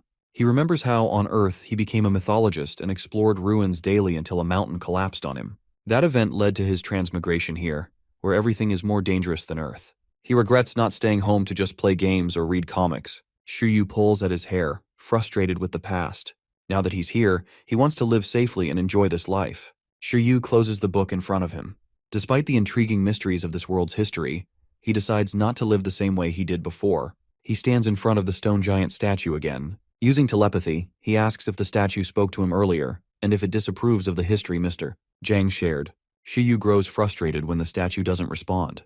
Annoyed, he threatens to leave if it doesn't speak. Still receiving no answer, he turns his back, recalling that Mr. Zhang's story was based on theories with no actual proof. Determined to uncover the truth, Yu commands the statue to reveal what happened so he can share the real history. Suddenly, the statue begins to shake, and Yu feels a sense of victory. But as it cracks open, violet light bursts from within. A loud boom follows, and the light surges uncontrollably. Despite the chaos, Yu remains unharmed. He stares at the statue, waiting for more. A terrifying violet ray, like thunder, strikes the spot where the statue had been. Yu's face turns pale as panic sets in. He realizes the gravity of his earlier question. The once brave Yu now runs from the light, screaming for 11 to save him. The commotion spreads and citizens panic, thinking a rampage is occurring. Some try to calm others, suggesting it might be an earthquake. Meanwhile, the president, having been notified of the unusual events, looks out his window, sensing something significant, though he remains calm. Yu, still unaware of the full extent of what he triggered, returns home, anxious. He feeds 11, urging him to grow stronger to protect them in this dangerous world. 11 devours the food without a word, seemingly unaware of Yu's concerns. Yu reflects on the earlier events, the statue's breaking and the horror on his face. He deeply regrets his actions and prays that everything will be okay. Deciding to stay home for safety, he enters a lockdown mode, only planning to go out for essentials. As Yu tries to settle down, Warren approaches, reminding him that he hasn't been fed yet. Quickly, Yu provides him with leaves and fruits. Warren seems surprised by the abundance but eats eagerly. After a long day, Yu decides to rest, hoping the next day will bring answers. Yu plans to teach 11 high-level skills like Intimidate and Absolute Slumber, but decides to wait for now due to exhaustion. Instead, he focuses on helping 11 master his current abilities. He calls in the green cotton worm as a sparring partner. Although reluctant at first, the worm is bribed with food and starts using its new Silk Ray skill, which is strong enough to pierce Yu's clothes. 11's task is to either dodge or predict where the silk will land and use harden on those areas, enhancing his agility and reflexes. Yu leaves them to train while he goes out for groceries. On his way, Yu overhears rumors about the Tamer Association being closed due to the previous night's incident. He grows anxious, realizing that the disappearance of the giant statue could link him to the chaos. While he wasn't directly observed, Shuyu worries that someone with special abilities might trace the event back to him. He decides to act unaware, fearing the consequences of becoming a criminal over a simple curiosity about a stone statue. Meanwhile, a research team investigates the phenomenon Shuyu accidentally triggered. They suspect it is an unexplored ancient dimension, caused by a rip in time and space. Lu, a researcher on the team, is uncertain about the exact nature of the event. The team discusses the ice dragon ruins connected to the glacial plain. Lu mentions that someone must have interacted with remnants of history to trigger the dimension. They are determined to find the person responsible. 4 days later, Eleven's quick heal and super sight skills are at an experienced level, while Harden remains proficient. Shuyu feels confident in their progress, but continues searching for opponents to test their strength. He returns to the 100 Herbs Hall to buy more supplements, so frequently that the clerk suggests he cut back. The clerk mentions a student in the south buying the same pills in bulk, and Shuyu wonders if it's Chen Kai. Curious, Shuyu asks the clerk about the Tamer Association's closure and the explosion. The clerk, seemingly well-informed, reveals that an unexplored region has appeared, and Pingcheng will soon take off. Shuyu is confused and asks him to explain. The clerk informs Shuyu that an unexplored dimension has appeared recently. Shuyu learns that the unexplored dimension is an alternate dimension, similar to a taming dimension. The clerk explains that taming dimensions exist independently after the death of a Tamer, becoming small worlds filled with energy, even after losing their connection to pet beasts. These dimensions may contain rare resources and creatures, but they're usually weaker than when they were active taming dimensions. Shuyu is relieved that the situation is not as dire as he thought, but still curious about how simply interacting with the statue summoned an unexplored dimension. The clerk reassures him that no dangerous monsters have been reported inside, and top tamers can handle any threats. On his walk home, Shuyu reflects on the statue's destruction and wonders about the connection between the unexplored dimension and true history. He feels regret for breaking his promise to expose the truth, and decides to wait until he's stronger before returning. However, when a knock comes at his door, he grows nervous, wondering if someone has tracked him down for destroying the statue. The voice outside claims to be offering welfare aid, but Shuyu, suspicious, calls out. The door opens to reveal Lu Qingyi, a doctor in archaeology from ancient capital university. She mentions being at the site of the unexplored dimension earlier and asks for Shuyu's cooperation. Surprised, Shuyu invites her in, introducing himself as a jobless tamer. As they walk through the yard, Lu directly asks if he had anything to do with the statue's destruction and whether he heard a voice coming from it. Shuyu is taken aback, feeling as though she knows everything. Lu explains that while the statue is not alive, Shuyu's telepathy allows him to sense the emotions and convictions of inanimate objects, giving them a form of spirit over time. This ability, called hearing the voice of history, is rare, and those who possess it are called hearers. She tells him that this talent is valuable in archaeology, especially when uncovering hidden histories or deciphering ancient ruins. She then shows Shuyu an image of the unexplored dimension he triggered, and explains that he stirred the spirit of the statue, causing the appearance of an ancient ruin that might reveal the true history of Glacier City. Lu believes Shuyu has great potential and invites him to join her as an archaeologist, sensing his natural talent for the field. Shuyu feels a whirlwind brewing in his mind. This was the life he was trying to escape, the life he had convinced himself not to enter again. Lu is not even finished speaking when Shuyu spirals at the mention of being a natural archaeologist. He silently vows that he does not want to do archaeological work in this life. His goals are simple: become rich, keep 11, find a girlfriend, get a cat, move to a safe city, and live a carefree life. He knows what an archaeologist's life looks like and wants nothing to do with it again. Shuyu politely declines the offer to join any archaeological association immediately, cutting Dr. Lu off without hesitation. Lu clarifies that she is not asking him to join an archaeological association. While the humans miscommunicate, the pet beasts are bonding, with the worm sitting on the wind lion's nose and 11 trying to climb up too. The humans try to align their understanding of what is being offered. Lu explains that asking Shuyu to join an association for archaeologists would be a waste. She reveals that she is offering him a different organization. There are only 11 hearers in the entire nation, a number lower than the number of legendary tamers or divine-ranked beasts under national protection. That is how rare Shuyu's talent is. Shuyu feels embarrassed for jumping to conclusions. Lu does not seem to mind and tells him to consider the offer. She tries to convince him, pointing out that having this talent means he likely has some interest in history, which is what allowed him to hear the voice of the stone statue. Shuyu adamantly denies this, reasoning that there is no money in history or archaeology. While the pet beasts continue playing, Lu gives Shuyu time to think and takes a picture of the cute scene. Shu Yu begins to bask in the realization that he is a national treasure, one of 11 hearers in the entire country, rarer than legendary tamers and totem guardians. He smirks, noticing the coincidence of the number 11 repeatedly appearing in his life. Using simple logic, he concludes that because his talent is so rare, he will certainly have a greater advantage if he joins the organization. This is the law of supply and demand.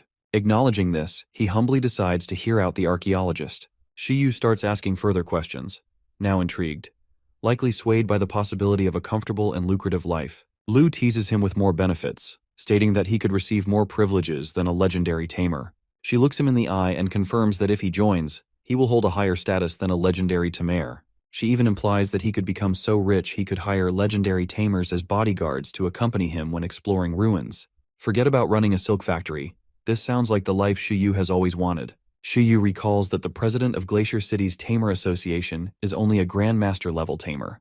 This means his potential status could surpass that of the president. Legendary tamers command overlord-ranked creatures and are in charge of offices in first-tier cities, so joining this organization could place him above even them. Shu Yu becomes hopeful and excited, overwhelmed by the positive possibilities. The organization seems amazing, and with so much to gain, he feels there is nothing to lose by trying.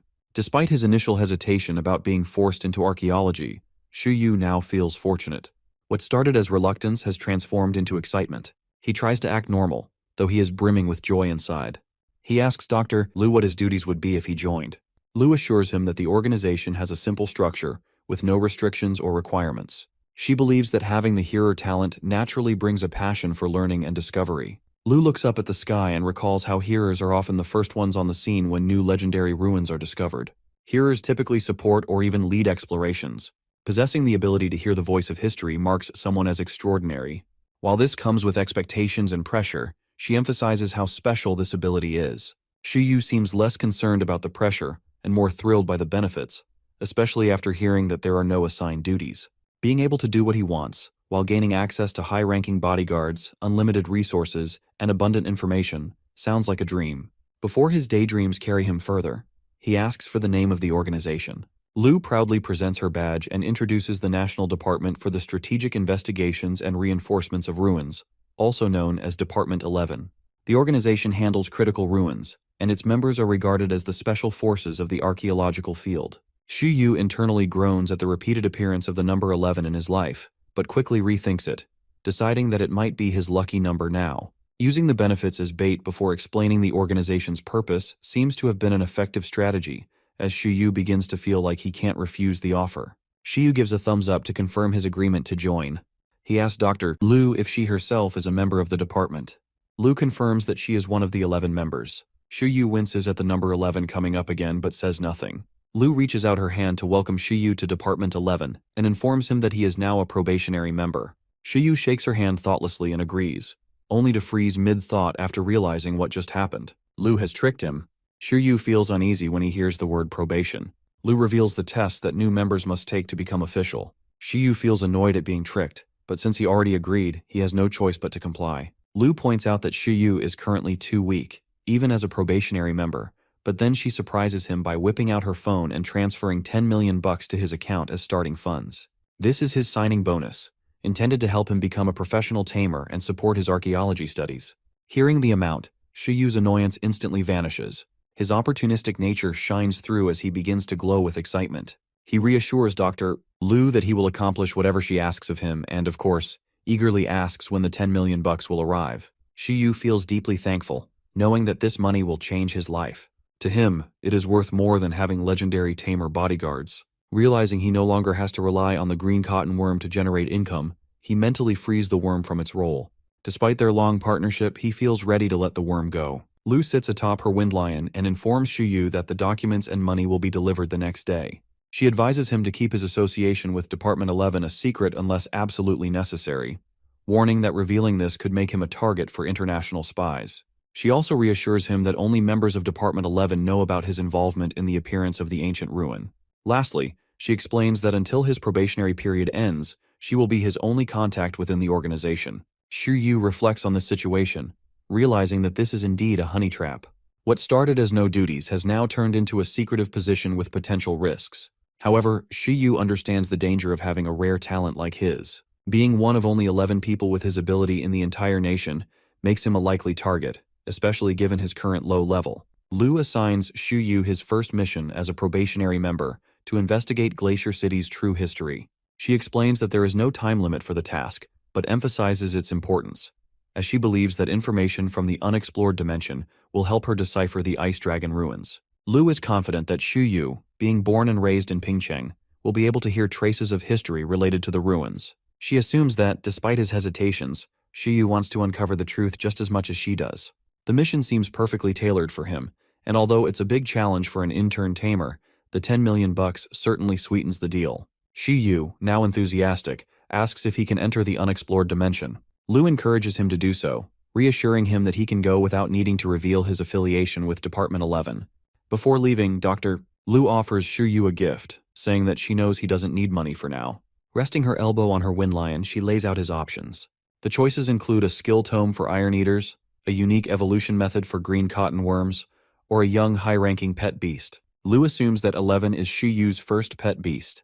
Upon hearing his name mentioned, the green cotton worm, perched atop 11's head, tugs at the Iron Eater's fur. Lu observes this interaction and correctly guesses that the worm is a beast Xu Yu has been caring for without a formal contract. She notices that the worm has been raised well, with a high-level skill like silk, and concludes there would be no problems evolving it.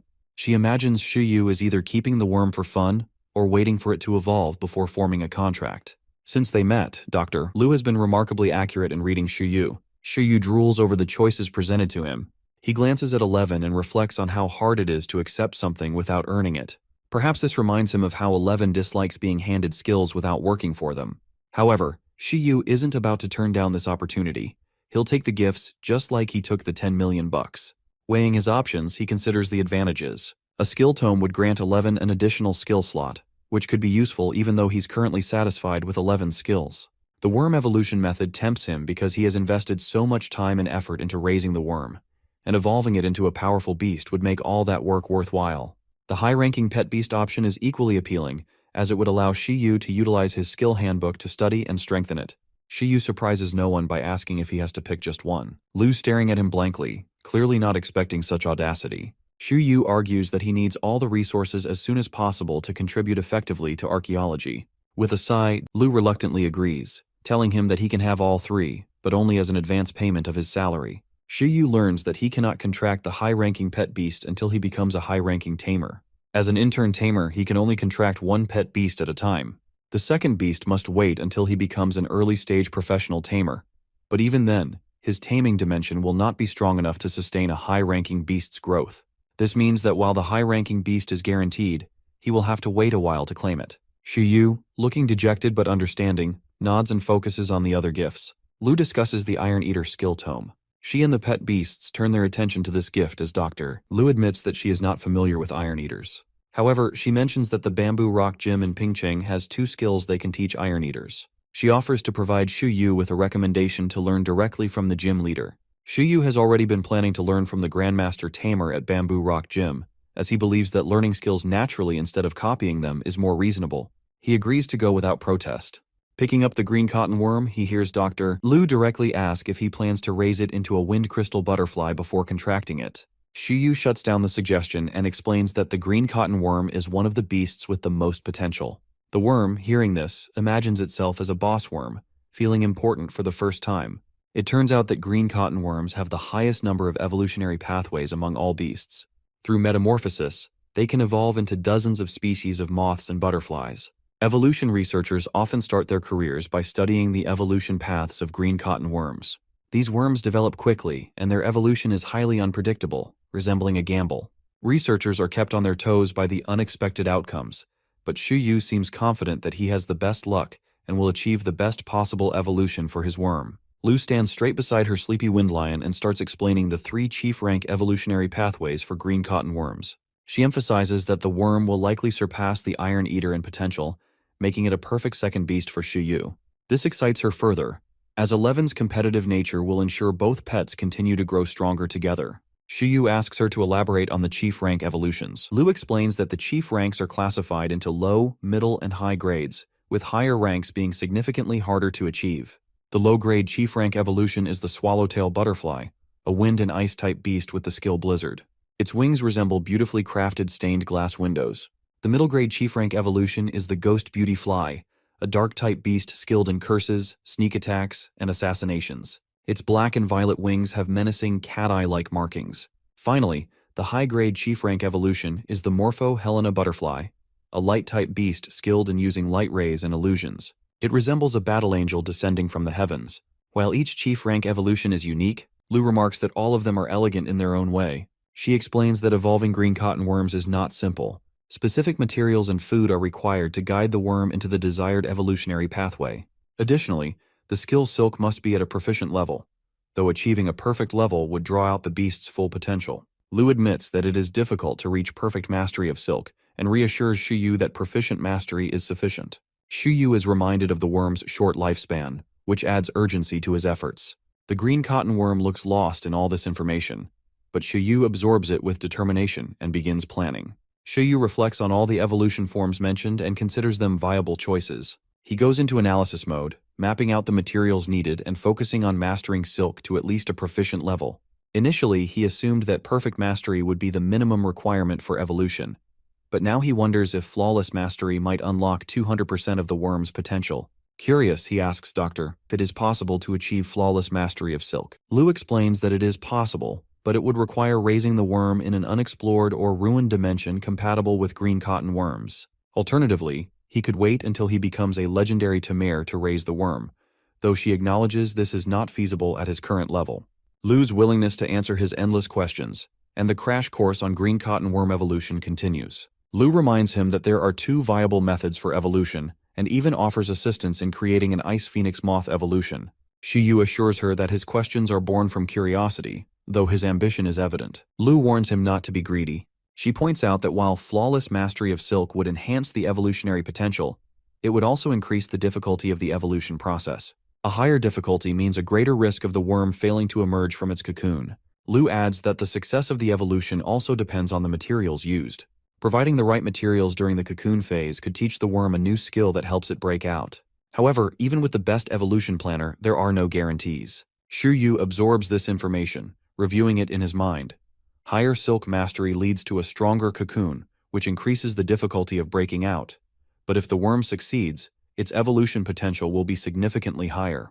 The process is both simple and incredibly complex. He recognizes that the materials he uses will be critical, as failing to learn a skill during evolution would result in failure. Using the advantages of the skills handbook, Shuyu devises a plan to teach the worm a skill before it enters the cocoon phase. If the worm gains a skill that ensures it can break out of the cocoon, its success will be guaranteed.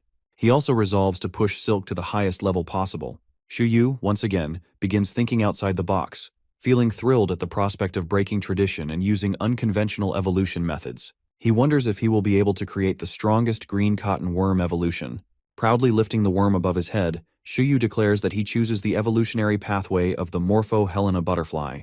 Although he knows the worm might not evolve into the rarest form, he plans to use the materials for this pathway as a reference. Lou is unsurprised by his choice, and reminds him of the difficulty and preparation required to achieve it. Lou reminds Shuyu again that if the evolution fails, the materials will be wasted, and the worm will be trapped in its cocoon. Shuyu acknowledges this information and listens carefully as Dr. Lou lends him her phone to read the evolution guide. He already knows that the Silk skill must be at a proficient level or higher, but now he learns about the materials needed for the evolution. These include juvenile heart of light, ripe sunflower petals, fluorescent core, shining fungi, sunlight rock powder, and mature shiny grass. Feeding these materials to the worm will allow it to form a cocoon, and after 30 days, it should learn the skill Rainbow Ray and successfully emerge. Shuyu writes all of this down in his notebook while the green cotton worm peers over his shoulder. As Shuyu reviews the process, he feels overwhelmed by how intricate the steps are. He reads that the shiny grass must be soaked in a solution made of sunlight rock powder and spring water in a 9:1 ratio for 1 hour before feeding. At level 10, all the materials must be fed to the worm in 1 day, and the cocoon will form soon after. It will take 30 days for the worm to emerge with its new form and skill. The discussion about green cotton worms feels never-ending, and Shuyu begins to consider the cost of the materials. The items are rare and expensive, at least level 3 resources, and far pricier than the level 1 iron bamboo he's been buying for 11. Good thing he has 10 million bucks coming his way, he thinks. However, Shuyu closes his eyes and reminds himself that this guide will only be his last resort. He still plans to forge his own evolution path to a high-grade chief beast first. Shuyu returns the phone to Dr. Lu, who waves goodbye as she heads to the door with her wind lion. Before leaving, she praises how well Shuyu has raised his iron eater and green cotton worm. While still waving goodbye, Shuyu already begins to doubt his decision to join Department 11. He remembers his desire to avoid anything resembling his Earth job, but he can't deny his growing interest in the unexplored dimension. His conflicting thoughts don't last long, as the promise of tomorrow's money excites him again. Shuyu decides to spend big today, maybe even buy a phone. The new recruit of Department 11 heads to the Sentry building, making his way straight to the electronics department. A black-haired clerk assists him as he describes his ideal phone, one that can connect to the internet, detect energy levels, and include a pet beast almanac. Without missing a beat, the clerk introduces Shuyu to the Alanic M30, the Sentry Group's latest model. It features 6,029 entries of beasts and skills, as well as microwave detection for beasts below the transcendent level.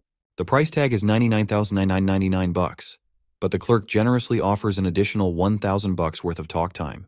Shuyu holds the sleek phone in his hand and asks if he can test it out. The clerk agrees, and Shuyu immediately points the phone at a pet beast nearby. The phone announces that the beast is a mechanical dog, displaying all its details. It is identified as a middle-stage transcendent creature at level 10, classified as an artificial life form designed for protection, tracking, and investigative services. It also has the high-level skill Self-Destruct, which allows it to release all its energy in a devastating explosion, though it dies afterward. Shuyu marvels at how useful the phone will be for his skills handbook. The mechanical dog's high-level skill is so enticing that Shuyu has to resist the urge to touch it. He briefly wonders if he could copy the skill after the dog uses self-destruct. But logic kicks in, and he reminds himself that he doesn't actually need it. Refocusing on the phone, Shuyu is impressed by its energy detection feature, which shows the growth level of the mechanical dog and reveals that it is only one step away from becoming a full transcendent creature. Shuyu also appreciates the almanac function, realizing how convenient it will be to have detailed information about beasts at his fingertips. Although he is knowledgeable, most of his studies have focused on transcendent creatures, and he doesn't consider himself an expert. This phone will fill in the gaps and help him become an outstanding tamer. Feeling relieved to have such a valuable tool, Shuyu grips the phone tightly. He wants to buy it immediately, but the price would drain all his current savings. Logically, he knows he should wait until tomorrow when the 10 million bucks are deposited into his account. If the money doesn't arrive, he'll be left with nothing, and may even end up eating dirt. Shuyu raises his hand, holding the phone, and makes a firm decision. He will buy it now and put his trust in Dr. Smiling at the shopkeeper confirms that he will take the phone. The shopkeeper excitedly assures Shuyu made an excellent choice. Shuyu walks around the shopping center after purchasing the mobile phone. Stopping in front of the Talent Group Pet Beast Supplies store, he thinks about Eleven's diet. While the Iron Eater loves iron bamboo, Shuyu believes it's time to give him something better. Entering the store, he starts browsing the products and uses his new phone to research potential purchases. A wooden material containing metal ores catches his eye. It's called metal core wood. It's a spiritual plant that serves as a food source for iron eaters, improving vitality and enhancing the skill harden. Metal core wood is more nourishing than iron bamboo, but it can cause overnourishment in lower-ranked iron eaters. Shuyu, however, is not worried about this for 11, whose training volume far surpasses that of ordinary iron eaters. As for the green cotton worm, Shuyu decides its diet is fine as is. He also spots a better supplement for himself in the form of strange-looking capsules, but decides to stick to bulk pills for now, keeping the capsules in mind for a future purchase. It's been a long day for Shuyu, but the day isn't over yet. Once home, he sits on his bed and begins exploring his new phone. The first thing he does is register on the Tamers Association's online portal so he doesn't have to visit the building in person. Almost immediately after registering, he receives a notification about a wilderness combat exam, which grants authorization to enter the Pincheng District ruin. The notification shocks him. It says that anything found inside the ruin will belong to the participants. This gets Shuyu to leap off his bed, his opportunistic mind immediately thinking of the treasures. However, his cautious side kicks in as he begins to think about the monsters lurking within. He recalls Dr. Lu hinting that he could enter ruins without using his Department 11 credentials. He wonders if the participants are being used as bait and feels sure there must be a catch. With a doubtful expression, he decides to find someone with prior experience to learn what to expect. A loud growl breaks his train of thought. Shuyu notices that 11 and the green cotton worm are so hungry their tummies are growling loudly. The two beasts start screaming for food, and their tamer jumps into action, promising them a feast. While cooking, Shuyu reflects on how slow time feels when meditating and how fast it flies when using a phone. Many people would relate to that thought.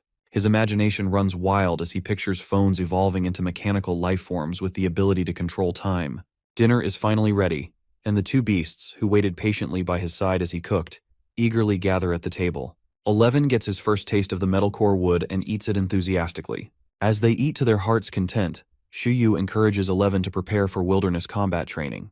11 confidently gives a thumbs up, his expression saying that his tamer doesn't even need to ask. With discovered powers and unlimited resources now at his disposal, Shuyu wonders what incredible things lie ahead. Meanwhile, 11 battles with himself daily to grow stronger. Shuyu thinks back to previous battles with the ice armadillo and earth rats, feeling that neither pushed 11's potential to its limit. The recent visit from the Wind Lion brought new pressure for 11, who has unlocked a new goal for himself. The Iron Eater is impressively self-aware, knowing he hasn't yet reached the level of chief-rank beasts. Beasts at that level can exert immense pressure that overwhelms lower-ranked beasts like 11, sometimes even knocking them out without a fight.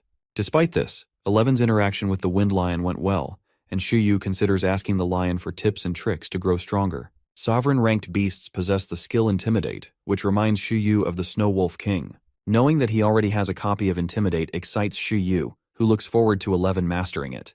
Learning sovereign-ranked abilities would further 11's kingly qualities. Shuyu believes their upcoming journey to the unexplored dimension will be a significant test of their abilities. This time, it won't just be him and 11. The green cotton worm will be joining them. The worm looks startled when Shuyu asks it to come along, as it has never left the house before. Tamers will be scored during wilderness training based on the rarity of defeated beasts and resources found. Shuyu comes up with the bright idea of having the worm shoot silk webs everywhere to collect resources while 11 handles combat. The worm seems utterly shocked by this plan. Lu visits Shuyu at his residence. True to her word, she hands him his ID, money, and the promised recommendation letter for Department 11. The ID allows Shuyu to explore most ruins, including the Pincheng ruins. Shuyu eagerly accepts the items, already planning how to use them to his advantage. Lu mentions that another notable location he can now access is the Ice Dragon ruins, but she warns him to first get promoted to a professional tamer. She sternly tells him that the ruins are too dangerous at his current level, and that he would freeze to death if he attempted to explore them now. Shuyu, unfazed, asks if he would be assigned bodyguards if he decided to go. Lu confirms that bodyguards can be requested for exploring the Ice Dragon ruins, but not for the unexplored dimension. Shuyu then shifts the conversation, asking more about the unexplored dimension. Despite his apparent disregard for the dangers of the Ice Dragon ruins, Shuyu quietly apologizes to the stone statue for having second thoughts about pushing forward with the mission.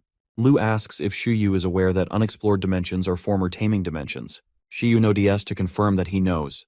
The current situation at the Pincheng ruins reveals that the dimension is unstable. Experiments have shown that only intern tamers can enter it without any issues, as high-ranking taming dimensions are repelled by the unexplored dimension.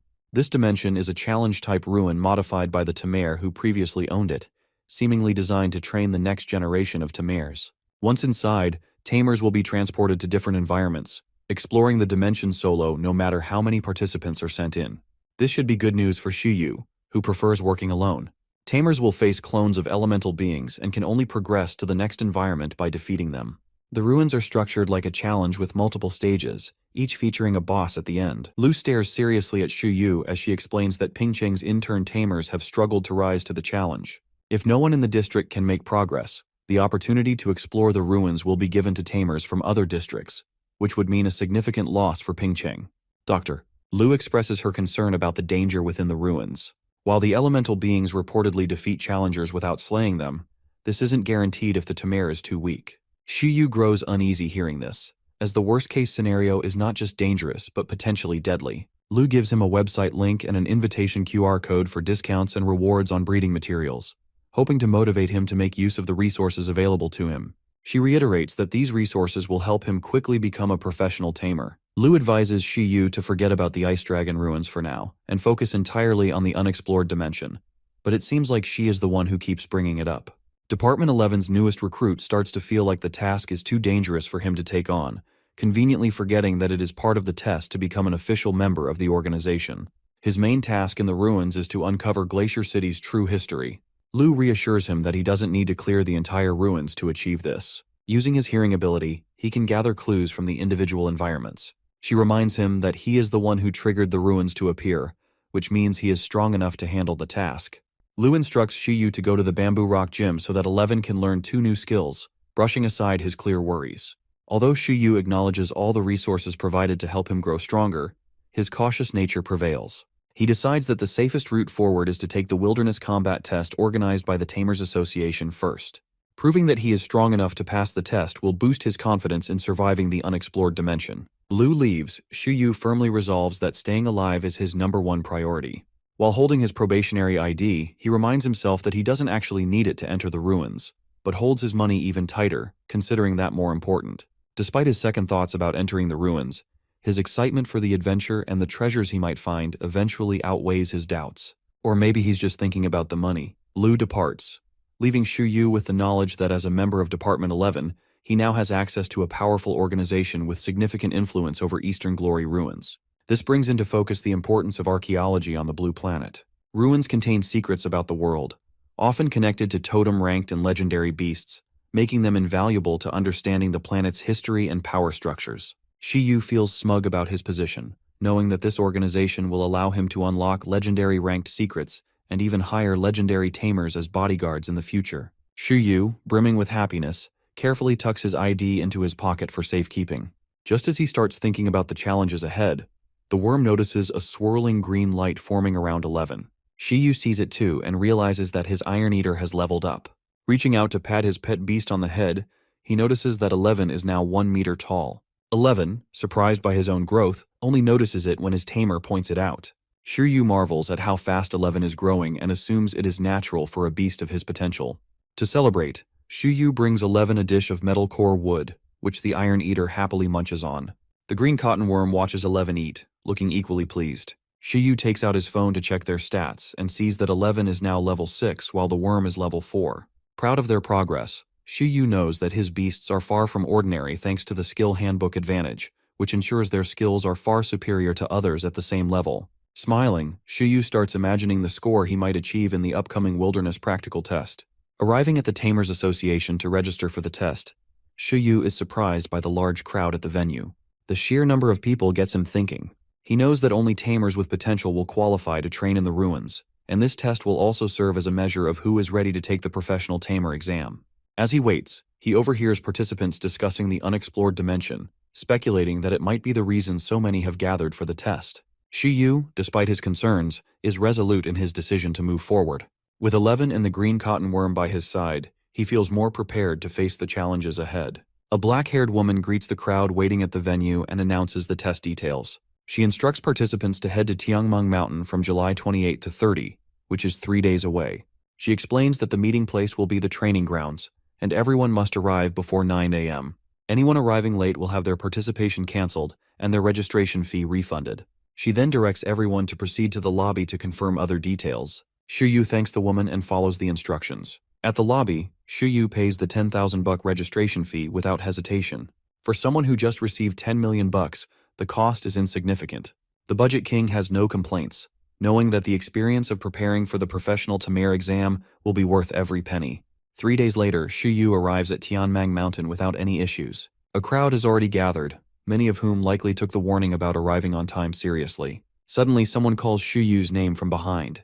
Turning around, he sees a familiar uniform and glasses, a familiar-looking old man hurrying toward him. Shu Yu shouts in surprise, jokingly wondering if impure spirits are harassing him before the test. The man, looking slightly out of breath, introduces himself again. It's Chen Kai. Shu Yu immediately notices how tired and lifeless Chen Kai looks, worrying that the student has consumed too many supplements. However, Chen Kai dismisses his concern and proudly explains that his efforts have pushed his ice armadillo to level 7. The top student beams with pride, looking up to Shu Yu and clearly taking all of his advice to heart. Despite Chen Kai's enthusiasm, Shu Yu can't help but feel concerned.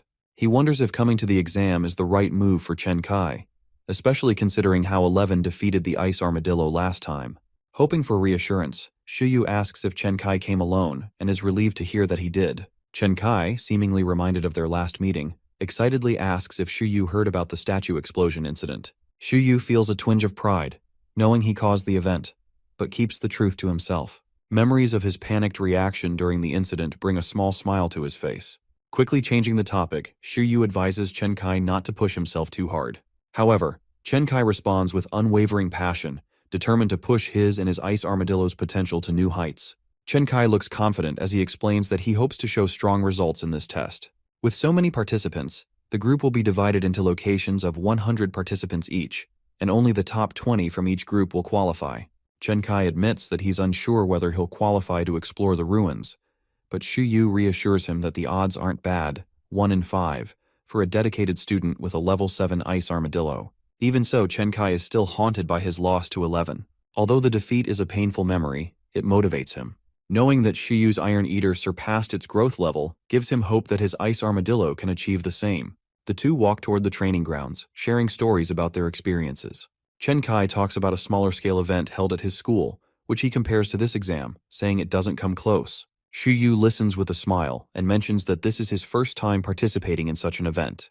Chen Kai remembers that Xu Yu majored in breeding and wouldn't have had similar opportunities, which Xu Yu acknowledges. As they walk, Xu Yu takes a moment to look around. He realizes that this is his first time visiting a truly dangerous place since his transmigration. While he has always chosen the safe and logical route with careful planning, this change of pace excites him. He recalls their teammates from their last mission and asks Chen Kai if they are taking the exam as well. Unfortunately, Yu Jingjing's parents didn't allow her to participate, and Yue's Iron Eater wasn't ready yet. Suddenly, a classmate calls out to Chen Kai from somewhere in the crowd. Chen Kai waves goodbye to Xu Yu and runs toward them, leaving Xu Yu on his own. Left alone, Xu Yu starts observing his surroundings. He notices several men in line wearing camouflage and helmets, each accompanied by standard-issue beast dogs. He wonders if these men are from a security company or part of the Tamer army. They all look the same, and Xu Yu briefly contemplates how his life might have turned out if he had joined the Tamer army. He imagines the trade-offs: no personal freedom but guaranteed training and job assignments. While he is confident that he could have risen through the ranks, he knows he wouldn't have enjoyed the strict discipline. Besides, if he had taken that path, the unexplored dimension wouldn't have opened, and this adventure wouldn't have been possible. It all worked out for the best. A man in camouflage suddenly blows a green whistle, drawing everyone's attention. Xu Yu briefly wonders if the man is about to perform a special move like Rolling Thunder, but instead, the man commands everyone to quiet down, fall in line, and sign the safety responsibility sheet. The man introduces himself as Zhou Wanshan, and he has arrived with 4 professional tamers and a team of security guards. Zhou Wanshan explains that participants will receive a booklet after signing the sheet. Zhou Wanshan informs the interns that the hunting handbook contains the scores and details of beasts and rare resources that participants can hunt and collect in Tiangmang Mountain. The scores will determine their ranking. Luckily, Xu Yu has already planned for this scenario and has a strategy in mind. Zhou Wanshan also explains that each participant will be given a mobile geoposition communicator for safety purposes. This device can be used to call for help, and there are safety points stationed around the mountain, manned by security guards in dark blue uniforms. Participants can use these safety points to either call for help and withdraw from the exam or verify their loot and record their scores. With an air of arrogance, Zhou Wanshan announces that the goal is to score as many points as possible within 3 days. It sounds simple enough, but everyone knows the challenge will be anything but easy. He confirms that only the top 20 tamers with the highest scores will qualify to enter the ruins. The professional tamers overseeing the test take one look at the young crowd and begin questioning their survival skills. One of them, a pro with long eyelashes, even feels competitive, wishing he could participate himself since high-ranking tamers are not allowed to enter the unexplored dimension. Zhou Wanshan quickly silences his underlings, reminding them of their job, to keep watch and minimize casualties. He advises them to relax and enjoy the show. Every show has a protagonist, and Xu Yu takes center stage as he does what he does best, carefully planning the most efficient course of action. Browsing through the hunting handbook, Xu Yu notices that earth rats are worth only 20 points. Dismissing them as not worth the effort, he moves on to higher-scoring beasts. His eyes land on the 4,000-point Berserker Python, a water-type level 10 middle transcendent beast with skills like Berserk and Violent Whip. The handbook notes that only 2 of these snakes exist, located in Green Lake and Shang Lake, and they are totally not recommended for participants to hunt.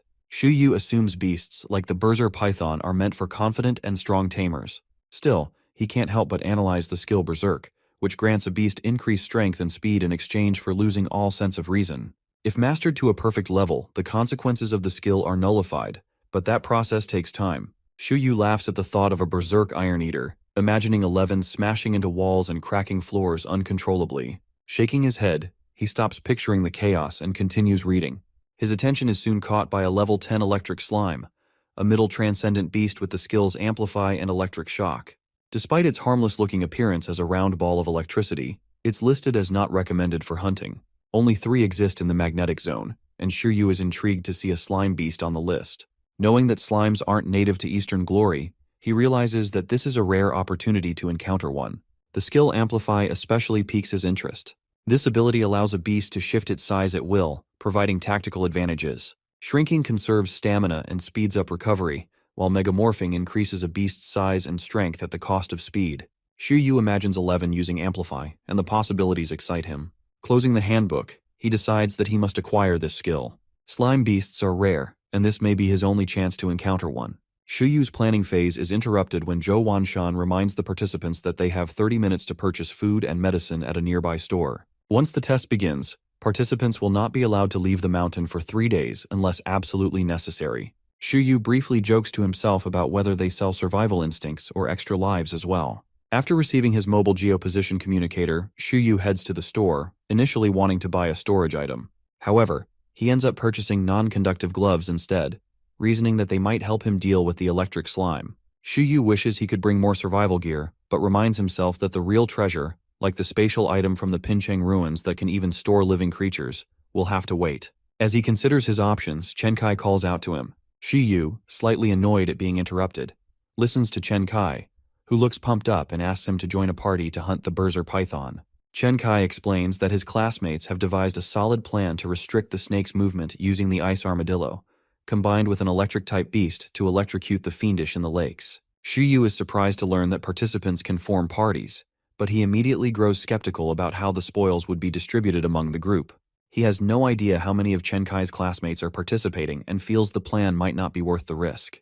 Chen Kai's group believes there are enough rare resources around the python's lakes to score points for everyone, but Shiryu politely declines, explaining that he already has a plan. Waving goodbye to the disappointed Chen Kai, Shiryu reflects on his preference for working alone, feeling that doing everything himself will be more efficient. Chen Kai, on the other hand, is plainly disappointed, as he had hoped to observe his idol more closely. The clock strikes 10 watts a.m., and the participants are instructed to move out and enter the mountain from any of its entrances. Mechanical birds are deployed to track, monitor, and investigate the participants throughout the test. Inside the control room, Zhou Wanshan asks the professional tamers to focus their monitoring efforts on areas with 4,000-point beasts, as casualties are more likely to occur there. The tamers acknowledge the command and focus on their screens. Shiryu summons 11, who immediately starts looking for an opponent. Meanwhile, it seems the green cotton worm has been hiding in Shiryu's backpack this entire time, but suddenly appears on his shoulder. The team is fully assembled, and they begin making their way toward their target. 11 energetically jumps around, while Shiryu instructs him to keep an eye out for any threats. Shiryu plans to head toward the magnetic zone by passing through boar forest, intending to hunt some spike boars first. Spike boars are exactly what their name suggests, beasts with spiked bodies that are powerful and difficult to defeat. Based on this, Shiryu determines they are worth valuable points. While hiding in the bushes, the team spots a spike boar nearby. Shiryu decides that this situation is perfect for warming up. The tamer takes out his phone to look up information on the spike boar, but the loud click attracts the beast's attention. The spike boar immediately roars, loudly announcing its awareness of the team's presence. A surprise attack is no longer an option. The phone reveals that the spike boar is an Earth-type middle transcendent beast. Its primary move is Tackle, and it possesses the skill Petrifying Fangs, which can stun its opponent. The green cotton worm is visibly terrified, but 11 looks more excited than ever, prepared for battle. The spike boar locks its eyes on the group and roars again before charging toward them with all its might. Shiryu and the team see the incoming danger, and 11 steps forward to stand protectively in front of his tamer, ready for battle. Shiryu instructs 11 to be cautious of the tusks, reminding him that Petrifying Fangs could stun him. He points to the rapidly approaching boar and commands 11 to act. Surprisingly, 11 does not immediately attack. While raring to go, the Iron Eater stays calm and composed, a rare sight for such an energetic beast. A light envelops 11's body as he prepares to receive the charge. Shiryu and the worm take cover behind a tree to watch. 11 closes his eyes, concentrating deeply on the fight ahead. As the spike boar approaches with unrelenting speed, 11 activates his super sight skill. His eyes glow brightly, and the skill allows him to predict the trajectory of the incoming attack. At the last possible moment, 11 jumps into the air, easily evading the boar's tackle. The tusks pass harmlessly beneath him. In midair, 11 concentrates his energy, channeling his full strength into his fist. Using his weight to add momentum, he delivers a powerful downward punch to the spike boar's back. The boar screams in pain as the attack sends it crashing through the trees. 11 lands gracefully on his feet and waits for further instructions. Shuyu commands him to finish the fight without giving the boar a chance to recover. The spike boar, shaking and struggling to stand, now radiates fear instead of aggression. 11 wastes no time, charging forward like a missile. He strikes with enough force to break the boar's tusks and render it unconscious. The team secures an easy 350 points using the Super Sight plus Harden combo, a strategy that proves to be highly effective. The battle ends so quickly that it could almost be described as uneventful, though it demonstrates 11's growing strength. As the spike boar lies helpless, the green cotton worm starts to entangle it with silk while 11 celebrates his victory. Shuyu imagines that Chen Kai could also defeat a spike boar, though it would likely be more challenging for him. Despite his decision to decline Chen Kai's party invitation, Shuyu still feels a sense of camaraderie as he thinks about his fellow Tamer. Shuyu instructs 11 to drag the defeated spike boar as part of his strength training. Handing the silk thread leash to the Iron Eater, Shuyu explains that the task will help build endurance. 11 seems thrilled to have this new training equipment and happily takes on the responsibility. Meanwhile, in the monitoring center, the observers notice that someone has already scored the first points of the event. They are surprised to see an intern tamer defeating a spike boar solo with a cub Iron Eater barely at level 7. On monitor number 0093, the team observes Shuyu and his beasts walking through boar forest while dragging the defeated spike boar. Though impressed by the feat, the observers are also concerned, as boar forest is a dangerous area. They hope the tamer takes precautions, such as climbing a tree for safety. Shuyu, perhaps unintentionally meeting their expectations, climbs a tree to get a better vantage point. From above, his team spots 4 spike boars together. Shuyu immediately begins calculating the odds, wondering if 11 can handle all 4 at once. 11 notices his tamer's hesitation and looks at him expectantly, as though asking for the command to attack. The tamer considers the challenge carefully. A 1-on-4 fight would certainly be more difficult, but Shuyu knows 11 thrives on challenges. Sensing his pet beast's eagerness for battle, Shuyu asks 11 if he is confident. He points at the group of boars and encourages 11 to fight them entirely using Harden, assuring him that his skill proficiency is high enough to win. 11 becomes visibly excited, determined to prove himself. Shuyu has seen firsthand how hard 11 trains, often having to convince him to rest. 4 spike boars seem like a manageable challenge for the Iron Eater. Shuyu gives the green light, letting 11 know that he and the green cotton worm will cheer him on from a safe distance. The Iron Eater boldly walks toward the group of spike boars, who immediately take notice of his approach. The monitoring team in the control room reacts with disbelief, shouting about the tamer on screen. The scene on monitor 0093 quickly draws attention as more observers gather to watch. The audacity of allowing a cub Iron Eater to face 4 spike boars alone shocks everyone. The monitoring team stares at the screen, acknowledging that even a level 10 beast would find it difficult to face such a challenge. If Shuyu believes that 11 can handle it, there seems to be no reason to doubt him. This cautious yet daring mindset is something Shuyu is known for, and one cannot help but wish for this challenge to truly test 11's strength, as such trials are exactly what the strongest characters thrive on. The 4 spike boars stare at the small Iron Eater confidently walking toward them without a hint of worry. They seem confused, wondering where this little guy came from. Their confusion grows as they misinterpret 11's approach as an act of submission, assuming that he is delivering more food to them. These spike boars clearly have no idea who they are dealing with. 11 immediately takes control of the situation, taunting them by jumping around, making funny faces, and crouching to flash his behind at them. The spike boars' confusion quickly transforms into rage as they roar in unison, their annoyance reaching its peak. Even the monitoring team cannot believe how easily the Iron Eater has provoked his opponents. Fueled by anger, all 4 boars charge toward 11 at full speed, their bodies trembling with fury. Against their massive forms, 11 looks so small and vulnerable as they close in. But the Iron Eater stands firm, channeling his proficient-level hardened skill. He lets out a grunt as his entire body becomes covered in armor. The same technique was once used to block an ice armadillo's attack without leaving a scratch.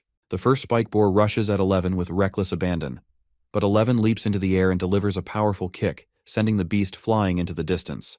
These boars may not be birds, but 11 makes them look like they can fly.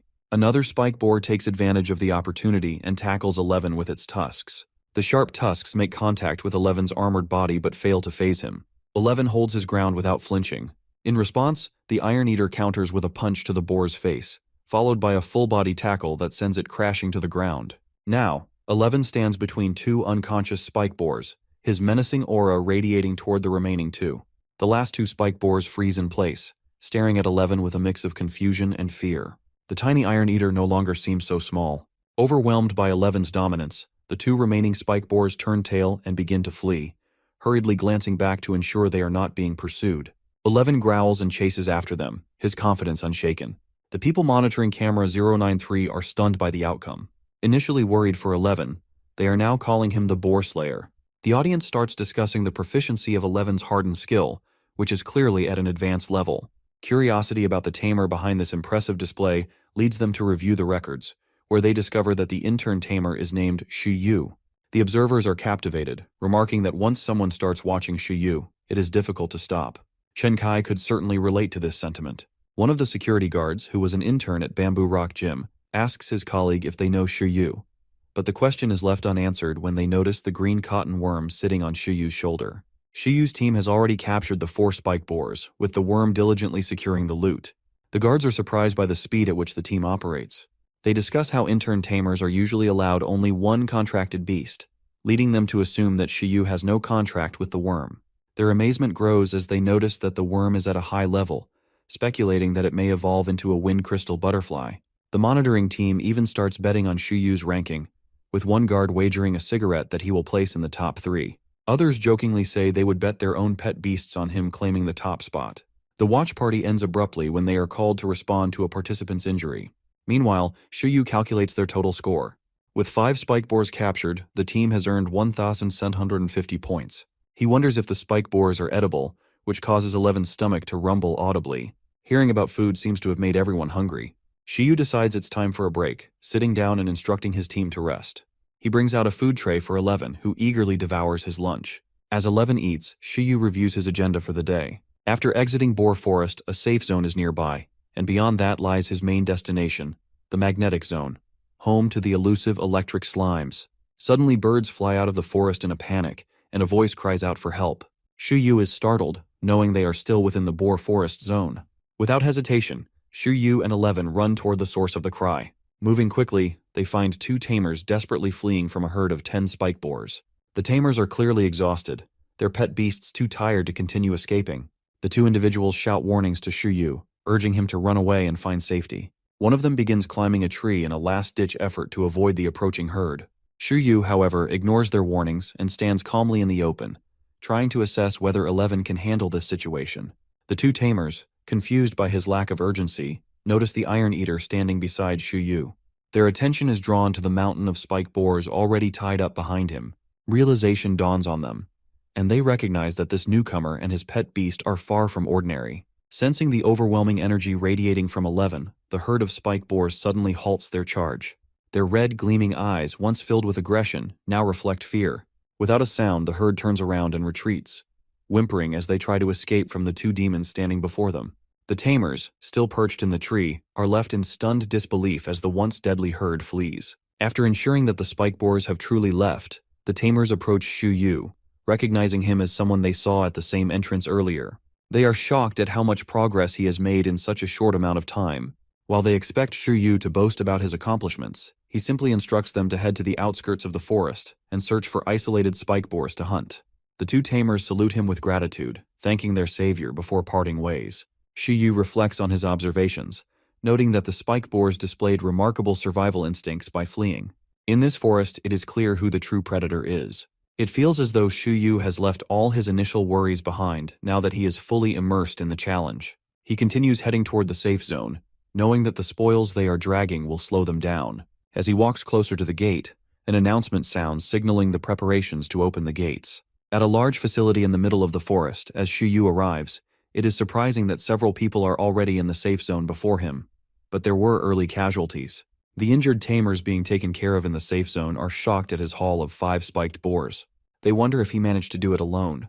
A tamer whose white dandelion is healing was severely injured by just 1 boar, so they want to know how powerful Shuyu must be. The delirious patient, on the other hand, does not seem aware of what is going on and starts reaching out to 11, thinking that he has healing capabilities. The white dandelion looks annoyed that its customer is not satisfied with its healing capabilities alone. The delirious man continues to reach out to 11.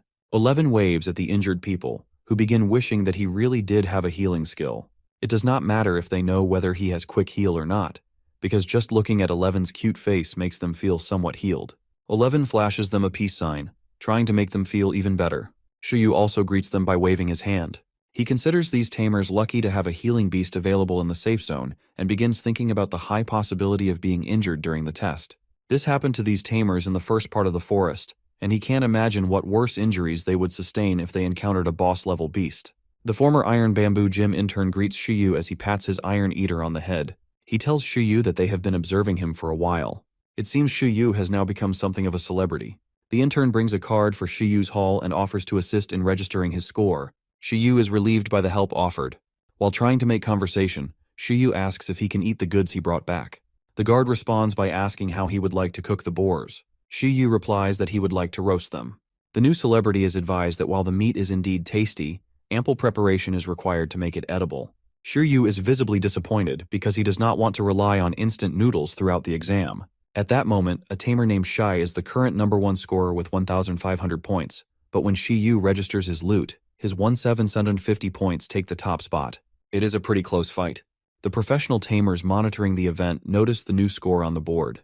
Zhou Wanshan observes that the intern tamer has brought back 5 boars with the help of an energetic Iron Eater, but he notes that it has only been a few hours since the test started.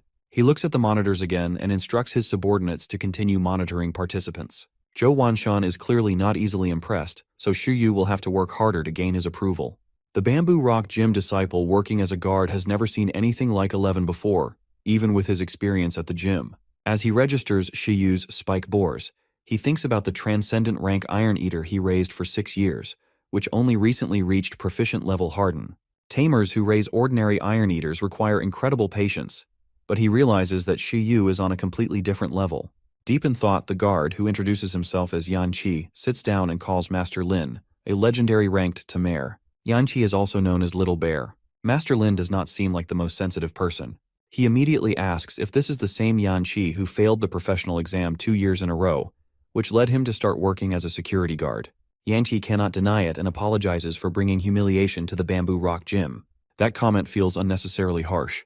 Quickly trying to change the topic, Yanqi informs Master Lin that he met an interesting tamer at Tanmang Mountain who has a 2-year-old cub with proficient level Harden.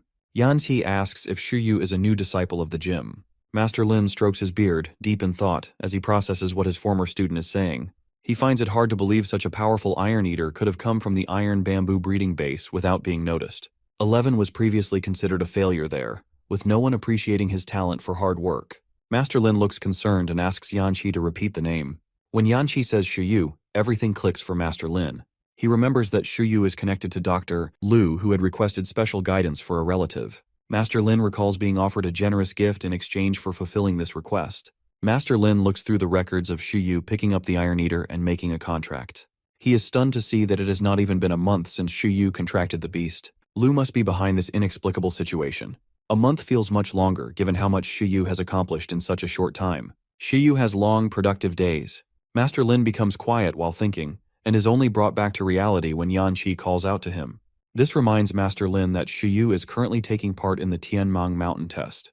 Master Lin informs Yanqi that Shiyu is not yet an official member of the Bamboo Rock Gym, but he may become one in the future.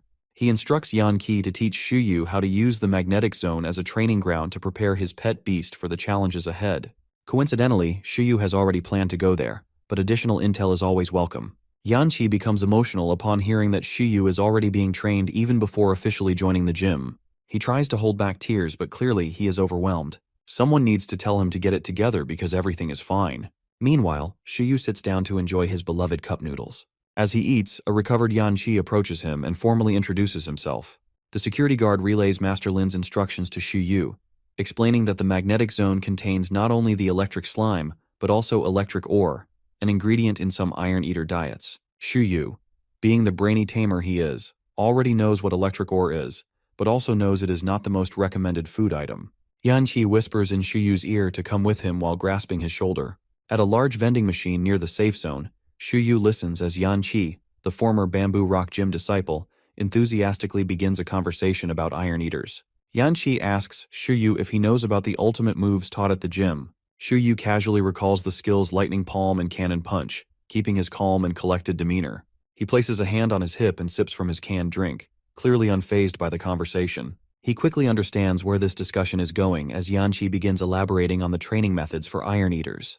Yanqi explains that Iron Eaters can master Fire-type and Electric-type skills, but to learn electric-type skills, they need to consume electrical metallic ores like electric ore. Before Yanqi can continue, Shiyu interrupts and asks why this man, whom he just met, is telling him all of this. Shiyu silently blames Dr. Lu for putting him in a situation where he has developed trust issues. Yanqi, however, is genuinely trying to help. He further explains that diet is a critical component of raising a pet beast, and consuming electric ore is one of the secrets of Bamboo Rock Gym's unique techniques. Yanqi even likens it to how raising a green cotton worm into a Morpho-Helena butterfly requires multiple specific food items to achieve. He urges Shiyu to take notes, as he is expected to study under Master Lin.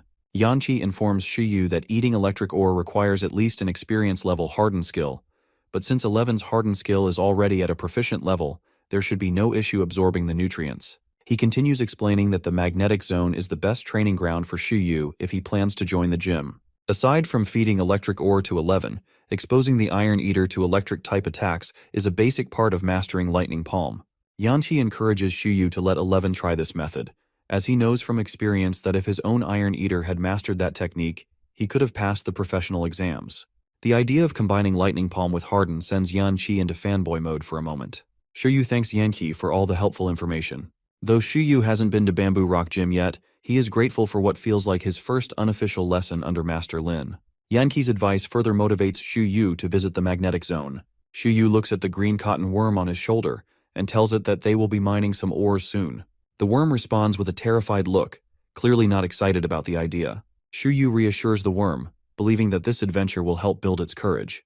After resting and wrapping up his conversation with Yanqi, Shiyu summons 11 and informs him that they are heading out to find something delicious to eat. 11 looks at the green cotton worm, curious about the delicious food, clearly wondering if it might involve the worm. Shiyu reassures 11 that the worm is a friend, not food. The team heads out of the safe zone with renewed energy and determination, their next goal set on the magnetic zone. Injured participants watch as Shiyu and his team leave the safe zone. They recall that this same team had just captured 5 spike boars and now appear fearless as they head back out. The injured tamers feel discouraged in comparison, but perhaps they should follow Chen Kai's example and use Shiyu as inspiration. The brave trio makes their way toward the magnetic zone without any issues. Before crossing a bridge into the zone, they notice warning signs about level 10 beasts in the area and how the magnetic field could affect tamers. Undeterred, they press forward in pursuit of electric ores and electric slimes. However, the journey seems to strain them more than the spike boars ever did. After crossing the bridge, the group follows a trail surrounded by trees, grass, and rocks. Shiyu rubs his head, feeling the effects of the magnetic field, when 11 suddenly growls to alert him. 11 points suspiciously at something in the distance. A glowing piece of electric ore surrounded by visible electricity. The ore appears highly charged and almost impossible to touch, let alone eat. Shiyu suggests that 11 use Harden before attempting to grab the ore. 11 looks at his tamer incredulously and complains, wondering if this is some kind of prank.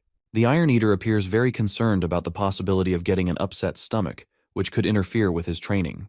The idea of digestive issues visibly upsets 11, and for a moment, he seems to doubt his tamer's intentions. He even suspects that Shiyu might be using this as an excuse to make him stop overtraining. Shiyu assures 11 that the ore is safe to eat and explains that his proficient level Harden will protect him from any harm. Trusting his tamer, 11 reluctantly reaches for the electric ore. As his claws make contact, sparks fly and electricity buzzes loudly. 11's fur stands on end, and he grimaces but manages to pull off a piece of the ore. Despite his bravery, he lets out a rough growl after being mildly electrocuted.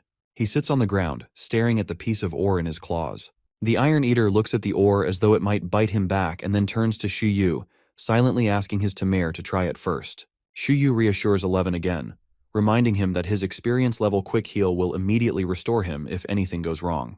Reluctantly, 11 finally eats the yellow ore, chewing it with all his might. This is a rare sight. 11, who usually eats anything, now hesitating to consume something. The Iron Eater struggles but eventually finishes the piece, his confidence slowly returning. To his surprise, the ore turns out to be edible, though it feels like chewing on pop rock candies. 11 looks happy and even energized after consuming the ore. He lets out a burp, releasing a small electric charge, and asks if they can find more electric ores. Shiyu, impressed by the results, winks at 11 and happily agrees to continue searching for more. 11 jumps left and right, eating every electric ore in sight, crunching his way through all the glowing, yellow, sparkling ores without wasting a single piece. Shiyu watches in amusement as his Iron Eater devours the mountain's supply of ores like candy. While 11 munches happily, Shu Yu starts imagining the possibilities of feeding his Iron Eater other types of elemental ores. If only he could find more varieties. Shu Yu daydreams about creating an avatar of Iron Eaters, a master of all elements. For now, this vision remains a dream. Shu Yu decides to focus on electric-type skills, since that is what is currently available, knowing it's better to work with what they have. Shu Yu reflects on Yanqi's earlier enthusiasm, and begins to understand why the former Bamboo Rock gym disciple was so excited. Imagining 11 mastering Harden paired with electric-type skills brings a big smile to his face. In his mind, he pictures an electric panda unleashing devastating long-range abilities, like a custom electric cannon. Shu Yu gets excited at the thought of such destructive skills, and what they could accomplish. His daydream is abruptly interrupted when they encounter electric scorpions attached to the ores ahead, absorbing their energy. The electric scorpions, visibly sparking with electricity, appear ready to defend their territory at all costs. Shu Yu, however, welcomes the challenge, finding it the perfect opportunity to test their progress. He commands 11 to take the ores for himself, declaring, "Mega territory ours." 11, clearly sharing the same enthusiasm, rushes toward the electric scorpions, determined to claim all the electric ores. The Iron Eater grabs one scorpion's tail with his right hand and another with his left. Lifting both scorpions into the air, 11 spins them around like a lasso, angrily flinging them aside. The Iron Eater appears to be asserting dominance over what he now considers his electric ores. The professional tamers observing Shu Yu are shocked and outraged at what they are seeing. One observer calls the team evil overlords, accusing them of invading the territory of electric-type beasts. Another sarcastically reminds everyone that it was their decision to bring these beasts here in the first place. Amid their discussions, the monitoring team watches as 11 swiftly knocks out both electric scorpions without breaking a sweat. The Iron Eater's ferocity leaves them speechless. One of the observers questions why 11 is eating the electric ores instead of collecting them for additional points. Another team member speculates that Shu Yu must not be interested in low-score items and is instead targeting level 10 beasts. Their theory is spot on. Another observer remarks that the Iron Eater is unusual for possessing proficient level Harden, a skill uncommon at its age. The skeptical guard suddenly starts piecing everything together, realizing that this same team had hunted 5 spike boars in record time. He calls 11 a monster and confidently declares that a level 10 beast will be no match for this Iron Eater. The conversation shifts when one of the monitors mentions the 3 electric slimes that were recently introduced to the zone. The discussion is cut short as Zhou Wanshan, the chief proctor, approaches. Rolling Thunder, the loudest observer, tries to join the conversation and confidently assures the team that while the Iron Eater and his tamer are strong, they would not stand a chance against the electric slimes. Zhou Wanshan adds that while they might not be able to defeat the slimes, they should have no problem escaping, as the slimes are slow-moving creatures. He jokes that even someone who passed a high school physical fitness exam could outrun them. Zhou Wanshan also points out that even with 11's proficient level Harden, the power gap between the Iron Eater and the electric slimes is immense. The damage from the electrocute skill alone could overwhelm them. As always, Zhou Wanshan instructs his team to continue monitoring Shu Yu closely and to prepare medics just in case the intern tamer decides to recklessly fight the slimes. Shu Yu, however, is oblivious to the commentary from the monitoring team. Using 11's nose, now accustomed to the scent of electric ores after eating so many, Shu Yu tracks down more. The trail leads them to a cave, which they enter without hesitation. Inside, 11 growls to warn his tamer of danger. Suddenly, glowing yellow orbs appear in the darkness, their buzzing energy audible even from a distance. A moment later, a powerful surge of electricity is fired in their direction, hitting the cave walls and sending out an explosive shockwave. Shu Yu and 11 are thrown off balance but quickly recover. Rather than being scared, Shu Yu looks thrilled and announces with excitement that they have finally found their first electric slime. The glowing yellow floating creature, radiating energy, looks anything but friendly. Its buzzing intensifies as it prepares for another attack, clearly unhappy about the intruders. Shu Yu, ever the strategist, is already prepared for this situation. He calmly opens his backpack and takes out the non-conductive gloves he purchased at the start of the exam. Equipping the gloves, Shu Yu instructs 11 to grab the slime and squeeze it dry of electricity. He assures his Iron Eater that victory is theirs if they give it their all. 11 wears the non-conductive gloves handed to him by his tamer and charges toward the electric slime with determination. The electric slime, however, is not ready to go down without a fight. It sends out multiple electric bolts aimed directly at the Iron Eater. But 11, relying on his super sight, effortlessly dodges each buzzing attack, weaving through the electrical blasts with precision. It's no surprise that 11 reaches the electric slime quickly, but something unexpected happens. When he comes face to face with the glowing yellow opponent, he hesitates. For a brief moment, 11 doubts whether he can even eat it. remembering the weirdness of consuming electric ores earlier. Shuyu, seeing the hesitation, reassures 11 with a firm command to hold on to the electric slime and not let go. The Iron Eater, still unsure but trusting his tamer, grabs the slime tightly. The slime tries to repel 11 by releasing stronger electric shocks, but the non-conductive gloves shield him. Shuyu approaches the battling duo, keeping a cool head, and instructs 11 to force the slime to release more electricity.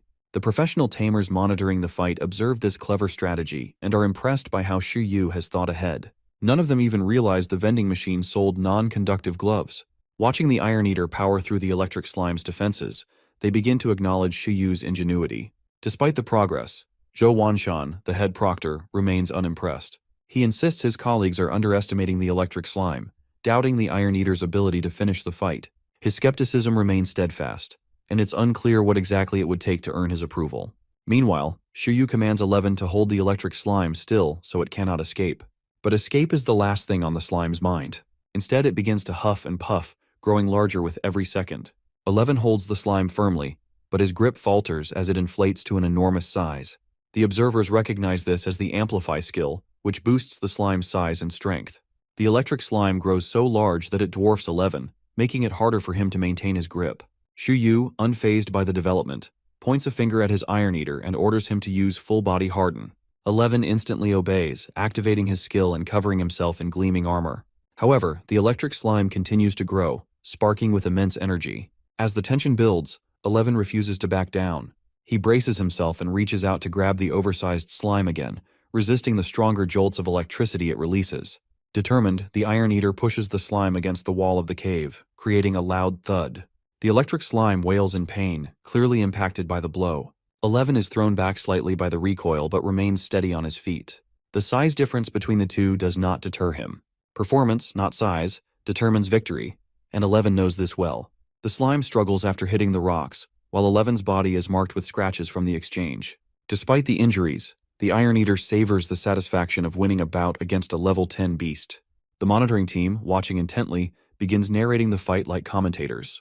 They note how 11 turned the fight around, but also speculate that the Iron Eater is nearing his limit due to the injuries. Zhou Wanshan, skeptical as always, predicts that the battle will likely end with both beasts knocked unconscious. But what the spectators fail to consider is 11's quick heal skill. The Iron Eater lets out a victorious roar as he activates his regenerative ability, recovering his injuries in an instant. Fully healed and ready to fight, 11 charges toward the electric slime once more.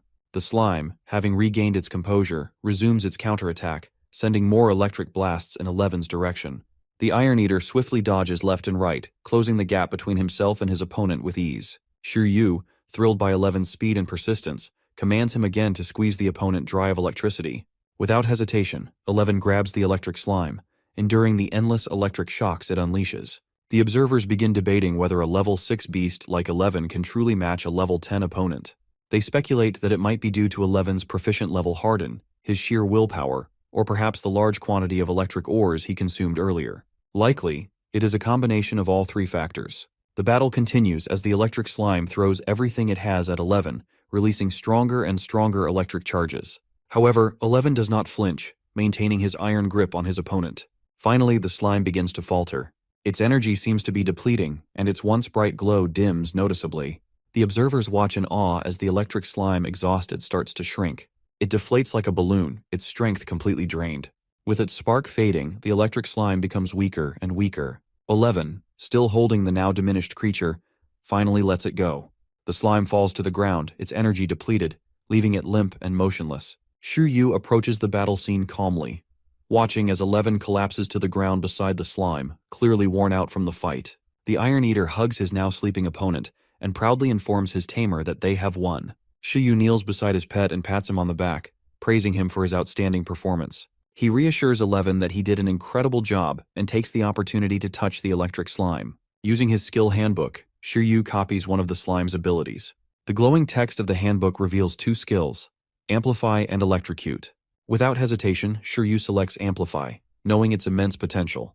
The skill is recorded instantly, bringing a wide smile to his face. Shuyu is pleased with the skill 11 has acquired and starts stretching the captured electric slime. The proctors, watching from afar, are stunned by what they're witnessing. Their expectations are shattered as they see the new intern Tamer and his team perform beyond anything they imagined.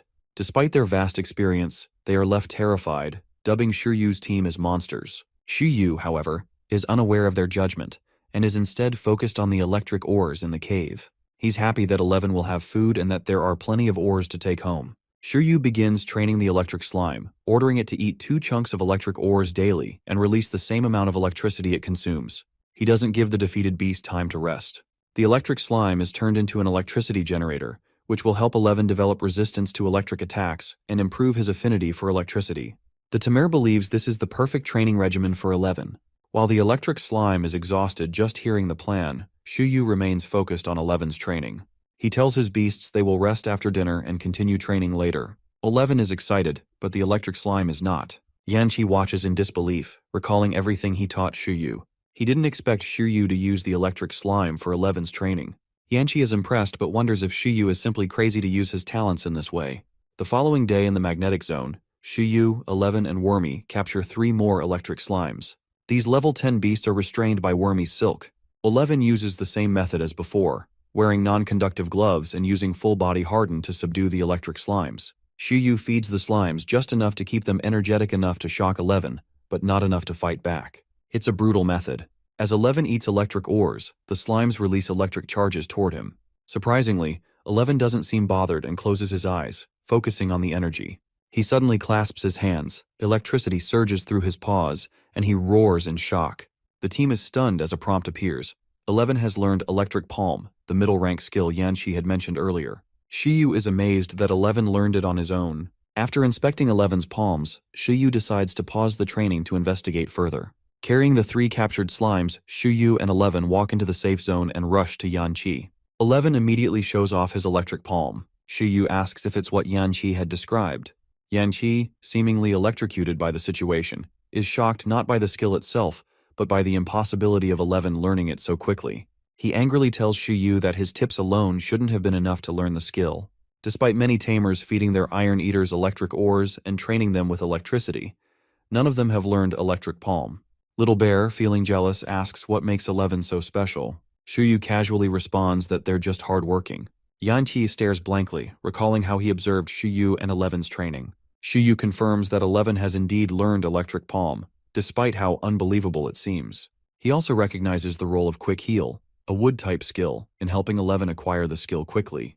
Quick Heal uses life force to promote growth, and since thunder is associated with the wood element in the pincheng, everything that helped 11 learn Electric Palm ties back to wood-type skills. Shiryu believes there's an unknown reaction between the tools used for 11, which makes his learning faster. He describes the process as unconventional and mystical, just like a hardworking iron eater and a tamer who can teach his pet beast skills. Yanqi, recovering from his initial shock and jealousy, confirms that 11 has the Electric Palm skill, but points out that it's still at a beginner level. He explains that for the Electric Palm to be truly powerful, an iron eater's palm must withstand high voltage and generate enough force to stun and pierce opponents. Yanqi recalls their last lesson, and Shiryu immediately understands the importance of the lesson. He's happy he doesn't need to copy the skill at the gym, and is surprised that 11 learned it. Shiryu starts thinking about how skills can interact, like in video games with skill branches. He imagines allocating points to figure out which skills can be learned next. He believes that since 11 learned Electric Palm, it will be easier for him to learn other electricity-based skills. Grateful for 11's hard work, Shiryu adds Electric Palm to the skills handbook. The team decides to give their favorite security guard the 3 electric slimes they hunted, using them as tools until they were no longer needed. Yanqi asks if Shiryu plans to return to the magnetic zone, showing off his backpack and claiming there aren't many electric ores left. Shiryu keeps surprising Yanqi, who jokingly asks for a break from all these shocks. However, Shiryu refuses to hand over the ores for points. Yanqi starts making a call, wondering how many points Shiryu could have earned if he had submitted the electric ores. Little Bear's call is received by Master Lin, the gym leader, who is brought up to speed on Shiryu's accomplishments. Yanqi explains how Shiryu's Iron Eater ate all the electric ores, captured 3 electric slimes, and learned Electric Palm. Everyone is amazed by Shiryu's abilities and his Iron Eater's progress.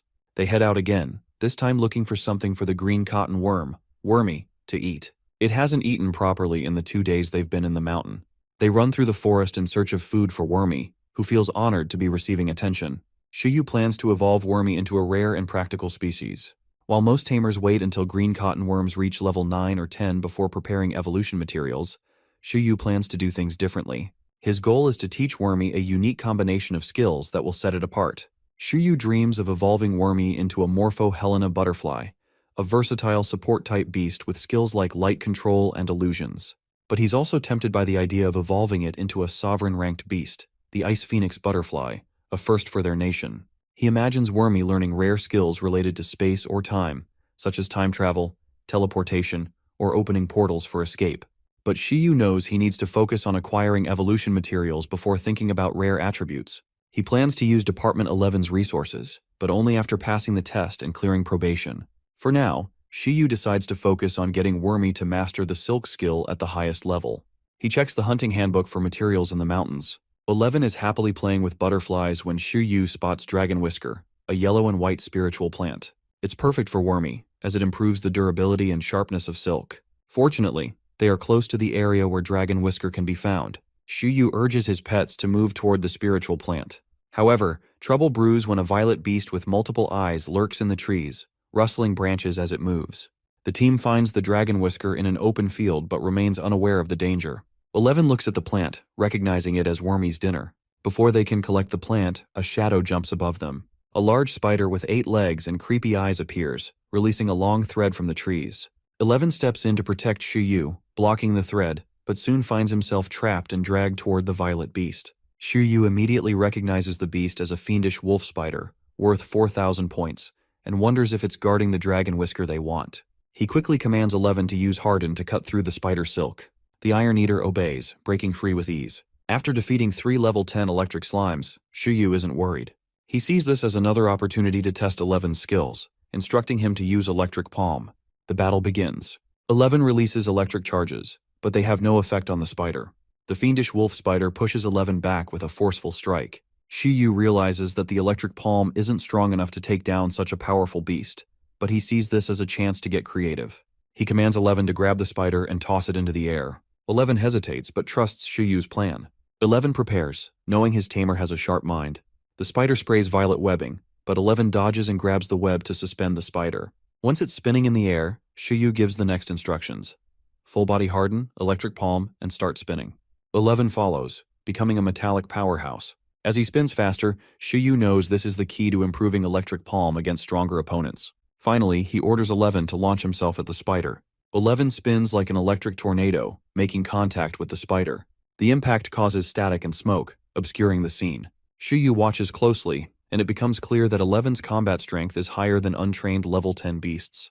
The spider isn't as tough as Shuyu expected, and he starts imagining how useful its danger-sensing skill would be if he could copy it. 11 lands on the ground, and the spider falls behind him, defeated. Shuyu celebrates the victory, and they exchange thumbs up. Shuyu decides to take Super Sight as the reward and continues to hold first place, with 20,000 points. The second place contestant has 9,413 points, showing the vast gap between Shuyu and the others. At the control center, Zhou Wanshan is impressed by Shuyu's quick thinking and strength. He notes that most tamers in this exam are inexperienced, with none having level 10 beasts. The team is amazed at how a level 6 Iron Eater defeated powerful creatures. Shuyu's performance earns him new fans. Zhou Wanshan is eager to see how Shuyu handles the upcoming ruins exploration. An announcement confirms that 3 days of the exam are over. Participants are asked to leave the mountain with security assistance. Some celebrate, while others are relieved it's over, like the man eager for a shower and the girl who was stung 49 times and can't stop scratching. Meanwhile, Shuyu celebrates his new skill and evolution item. He's happy with his progress and plans to buy high-grade supplements as a reward. Only 73 out of 100 participants remain, with many quitting due to injuries or the harsh environment. Zhou Wanshan praises the talent and endurance of those who made it to the end. Zhou Wanshan looks at the participants' points and reminds them that those who didn't finish aren't ready for the ruins or professional exams. He suggests they should just play with their pets at home. The remaining participants are encouraged to check their individual scores. 1 week before the ruins exploration, Shuyu stands at the back of the crowd as the leaderboard is displayed. He's shocked to see that he has 20,000 points, far more than anyone else. No one knows who he is, and everyone tries to figure out his identity. While they're distracted, Shuyu quietly slips away to exchange his points for cash. Chenkai notices Shuyu and calls his name, causing Shuyu to run away in an attempt to leave quietly. The crowd gathers around Chenkai, asking how Shuyu scored enough points for 5 level 10 awakened beasts. Chenkai reveals that Shuyu, a tamer from a popular school in the city, advised him on using clearing pills for peace training. which helped his ice armadillo become stronger. The crowd plans to try this method themselves. Shu Yu arrives at the point's redeeming tent and greets Yan Qi, who is manning the station. Yan Qi tells Shu Yu that he mentioned Eleven's electric palm to Master Lin. Shu Yu is curious about Master Lin's thoughts. Yan Qi explains that Master Lin wants Shu Yu to visit the gym if he has time and offers special supplements and food. Shu Yu agrees to visit and heads on his way. Shu Yu is curious about what Master Lin can teach him. He knows Master Lin is one of the strongest tamers in Pingcheng and wonders if he can learn more than electric palm. For now, Shu Yu is excited to return home, take a hot bath, and relax with Eleven and Wormy. He misses the comforts of daily life. At home, Shu Yu focuses on researching materials for green cottonworm's evolution and auctions. He finds a special wonder bean for 100,000. Though skeptical, he decides to buy it, curious if it can help teach high-level skills like amplify, absolute slumber, and intimidate. Shu Yu has spent 1 million, leaving him with 99 million, and he reflects on his progress. The money he spent on supplements lets him teach 11 high-level skills and master current ones. Accepting Department 11's invitation seems to be the right choice, but the cost of supplements overwhelms him, and he falls asleep holding his phone. His mind keeps turning until he drifts off. Shu Yu is woken up when 11 calls out. After a failed attempt to wake him, 11 kicks him in the stomach. Annoyed by Shu Yu's day-long nap and lack of food, 11 nudges him awake. Shu Yu apologizes, promises to prepare food for 11, and decides to teach the green cottonworm silk skill once he's recharged. The next morning, Shu Yu plans to head to the Bamboo Rock Gym with 11. While organizing his day, his phone beeps with a notification. His supplements have arrived. When Shu Yu opens the door, a brown eagle appears, delivering his package.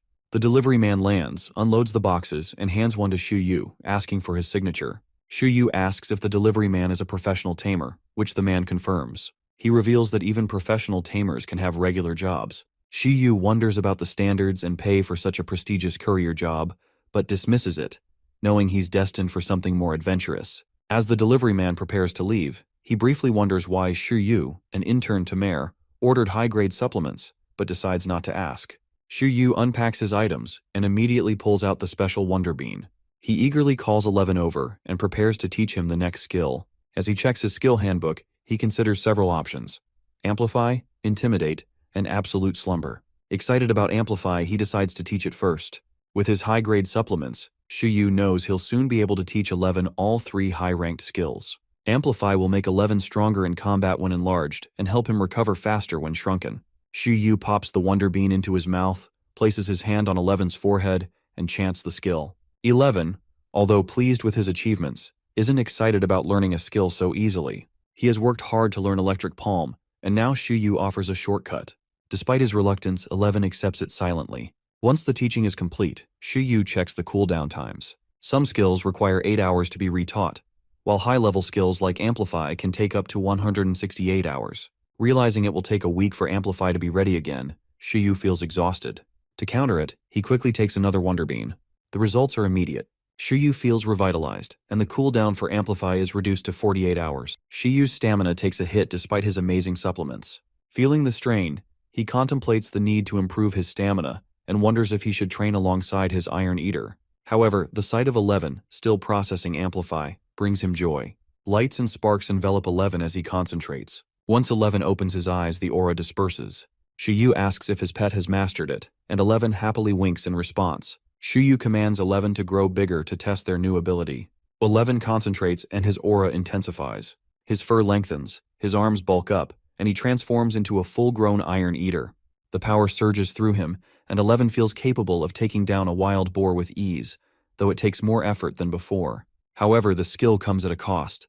11's stomach growls loudly, signaling the immense energy required. The real hit, though, is to Shu Yu's wallet. He's exhausted but curious about shrinking. 11 complies, shrinking into a baby-sized form. Shu Yu determines that enlarging to double the body size or shrinking to half its size is the limit of their beginner-level Amplify. He dreams of a giant mecha-like 11 one day, but for now, he's content. Jokingly, Shu Yu suggests 11 stay in his shrunken state to save on food, but 11 protests the idea. Shu Yu continues to think about reducing the 48-hour cooldown for Amplify, reading through the skill handbook while inspecting his new items. He recalls that the Wonder Beans can reduce cooldowns by 120 hours and considers trying them. Although they are expensive and low-grade, the manual suggests they can be taken until reaching perfect condition, so he takes a chance. However, he's cautious about potential side effects or an overdose. With the cooldown only 48 hours, he wonders if it's worth using them. He also considers cutting the beans in half, but fears wasting money if it doesn't work. Xu Yu eyes the other items he bought, including a 50,000 cost ginseng infant tendril, but decides to try the royal jelly instead. The royal jelly is a product from sovereign-ranked beasts and is said to have nourishing properties. Xu Yu prepares it and drinks it, hoping it will help. Afterward, the cooldown for Amplify drops by 2 hours, from 48 to 46 hours. Xu Yu feels energized, grateful for his wealth, and relieved to avoid more chemical-based supplements. He's excited about the natural supplements he now has, especially after months of getting strange looks from pharmacy staff. He knows he's the only one who can truly put these items to good use. While inspecting his new purchases, Xu Yu finds a blue-covered item he doesn't remember buying. A note attached reads that it's a tailor-made battle uniform from a secret fan. The idea of having a fan excites him, but he decides to keep this mystery for later. Meanwhile, at the Iron Bamboo breeding base, Master Lin is eagerly awaiting Xu Yu's arrival. It's been 2 days since the wilderness training, and Master Lin, impressed by the young tamer, recalls how Yan Qi believes Xu Yu has more talent than the disciples at the gym. As Master Lin watches 2 Iron Eaters grapple, he feels anticipation for teaching his new disciple Electric Palm with full force. However, he hears that Xu Yu learned it in 1 day without his guidance. This makes Master Lin wonder what else he can teach him. Xu Zhu, from a balcony, calls her father's attention. She invites him to eat out at the Dragon Palace in the fishing village. Master Lin looks sternly at his daughter, Xu Zhu, asking if she has completed her daily training. Xu Zhu shyly looks away, clearly having skipped it. Master Lin reflects on his daughter's potential, recalling how she passed the Tamer examination at 18, but instead focused on researching Iron Eater evolution, leading to limited progress. Regret fills him as he thinks about how she has become weaker and hasn't made much headway with Iron Eater evolution. He insists that she finish her training before they go out, but Xu Zhu says it was her mother's decision. Master Lin reluctantly agrees, asking her to train harder tomorrow. A disciple approaches Master Lin with news that Xu Yu will be visiting if he has time. Upon hearing the name, Master Lin's interest peaks, knowing that the person he's been waiting for is finally arriving. He eagerly agrees to meet Xu Yu. Xu Zhu, curious about this name, recalls telling a story about a disciplined Iron Eater, which she had heard from Dr. Lu. Master Lin is surprised to learn that the person she's referring to is the same as Xu Yu. Xu Zhu wonders if he plans to join their gym, and Master Lin, excited, notes that he's received a request to guide Xu Yu. He's eager to see the progress of Xu Yu's Iron Eater. Xu Zhu had offered help to Xu Yu before, but since he didn't reach out, she assumed he had things under control. Master Lin is left in awe as he learns that Xu Yu's Iron Eater recently won first place in the Wilderness Practical Test, organized by the Tamers Association. Xu Zhu, shocked, remembers that 11 was level 3 the last time she saw him, and such rapid growth seems impossible. The mystery surrounding Xu Yu's Iron Eater has everyone puzzled, and Master Lin eagerly awaits his arrival.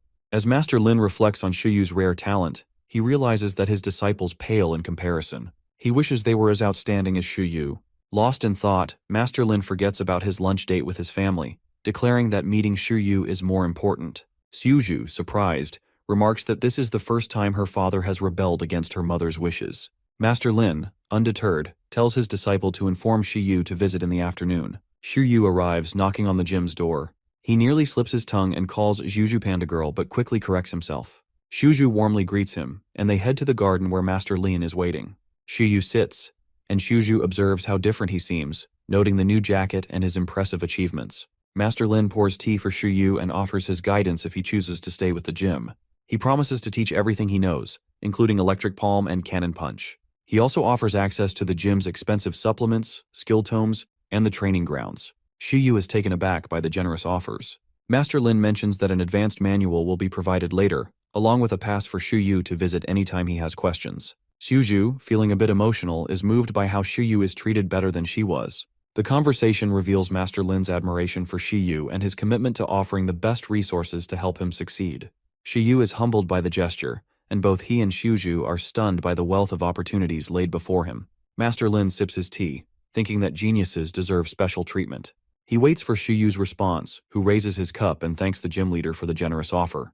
Xu Yu feels that the benefits, including freedom, food in place of training, and consultation with a grandmaster, suit him perfectly. This deal allows him to focus his remaining money on supplements. He's also relieved that the gym will take care of 11, reducing his expenses. His only concern is whether the gym can afford 11's growing appetite, especially when he eats in his enlarged state. However, he figures that Green Cotton Worm can find food anywhere, so it's not a major issue. Wormy, too, is low maintenance. Master Lin asks if Shiryu's Iron Eater has mastered Electric Palm and Harden, to which Shiryu confirms. The information has been shared before, but Master Lin and Shuju can hardly believe it. Lin Shuju shakes her head in disbelief. Master Lin advises Shiryu to focus on perfecting Electric Palm before attempting more advanced moves like Cannon Punch. Shiryu agrees, knowing he's struggling to keep up with Eleven's current skills. With 5 skills already in Eleven's arsenal, he decides that learning a fire-type skill isn't urgent. He'll wait to learn Cannon Punch until he has access to higher-level skills. Master Lin invites Shiryu to learn more about Electric Palm while they tour the training grounds and meet the disciples. Shuju leads the tour, though she's still unsure about the treatment Shiryu is getting. She wonders about her mother's powers and what kind of person she is. Yanqi has told Master Lin about Shiryu's talent, but Master Lin is curious to see it in action. He suggests a sparring match with one of his disciples, which excites both Shuju and Shiryu, who is confident and eager for a challenge. They approach the running track for Iron Eaters, where only inner-turn disciples train. The basic training grounds are where Iron Eaters run after meals. Shiryu overhears them complaining about being forced to run post-lunch, but 11 would be mad if his run weren't intense enough. Shiryu bets that 11 would even volunteer to run if it weren't mentioned.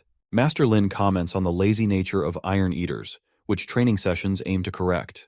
Shuju agrees, noting that 11 is disciplined, unlike the ones at the gym. Shiryu proudly backs up his statement, sharing that 11 won't eat unless he's completed a certain amount of training. Both Master Lin and Shuju are surprised, as that's unheard of. Shuju grows more suspicious, as she didn't experience anything like this when raising 11. Shiryu wonders how she'll react if she finds out the real reason behind 11's motivation. The truth is that 11 feels like he's cheating, which pushes him to work harder, but Shiryu keeps this secret to himself, letting out a small cough. At Bamboo Rock Gym, Iron Eaters undergo basic training to master Harden in pairs. Since they have partners, they don't need gravity or iron boards like 11. Currently, there are Iron Eaters at levels 8 to 10 in the Disciples' training. Shiryu is tasked with battling the strongest one. Hearing this, Shiryu starts to worry, feeling a bit humbled after being so confident earlier. A violet-haired disciple named Zhang Rui is called forward, his Iron Eater with 2 gold piercings.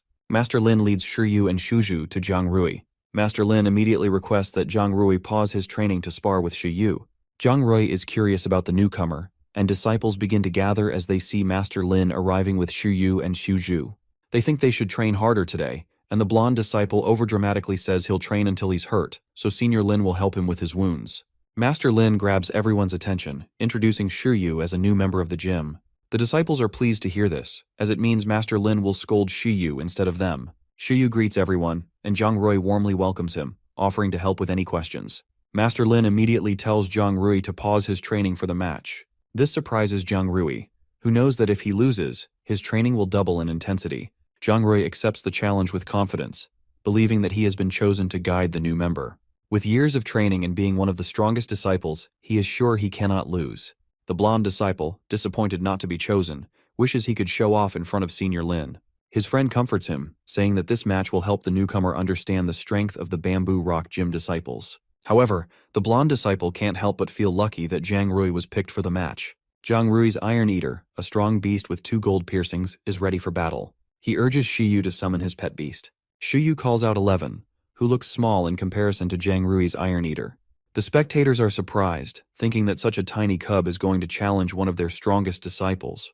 They assume Shiryu's Iron Eater is just a level 6 newbie, while Zhang Rui's is a level 10 with Harden experience. They expect this to be an easy win for Zhang Rui, but Shiryu isn't worried. He's confident in 11's abilities. Even Zhang Rui is surprised by Shiryu's choice. With Master Lin and Senior Lin observing, Zhang Rui offers Shiryu the first move, not wanting the match to end too quickly. Shiryu takes the opportunity and commands 11 to attack. 11 bursts forward with explosive speed, leaving a trail of dust behind. Master Lin and Senior Lin are amazed, eagerly watching the action. Zhang Rui's Iron Eater starts to defend, but since 11 appears to be just a cub, Zhang Rui underestimates the power behind the attack. His Iron Eater uses its arms to block the punch, which lands with a thud against its tough skin. The spectators are sure Zhang Rui's Iron Eater will withstand the blow, given the size difference, but they're shocked by what happens next. Shiryu trusts 11 to take control. Suddenly, 11 releases an electric charge. The air fills with the buzzing sound of an electric shock, catching Zhang Rui off guard. There's no way a beast below transcendent rank could have already learned such an advanced skill. The duo didn't see it coming and fail to activate Harden in time. The electricity crackles as it surges through Zhang Rui's Iron Eater. The size difference becomes irrelevant as the electric palm paralyzes Zhang Rui's beast. Master Lin and Senior Lin watch in disbelief as the larger Iron Eater is rendered helpless. Though Zhang Rui's Iron Eater could have stood up again from a normal punch, it is now paralyzed. Zhang Rui struggles to recover from the shock but forces himself to continue. His Iron Eater gets back on its feet using the last of its strength. 11, on the other hand, is ready for the next round. Zhang Rui commands his Iron Eater to use Hard Claw, charging forward and slashing with its paws. The disciples start to panic. Zhang Rui can't afford to lose, but he knows that losing to a newcomer with Electric Palm wouldn't be the worst thing. However, if he loses, he'll face even more intense training.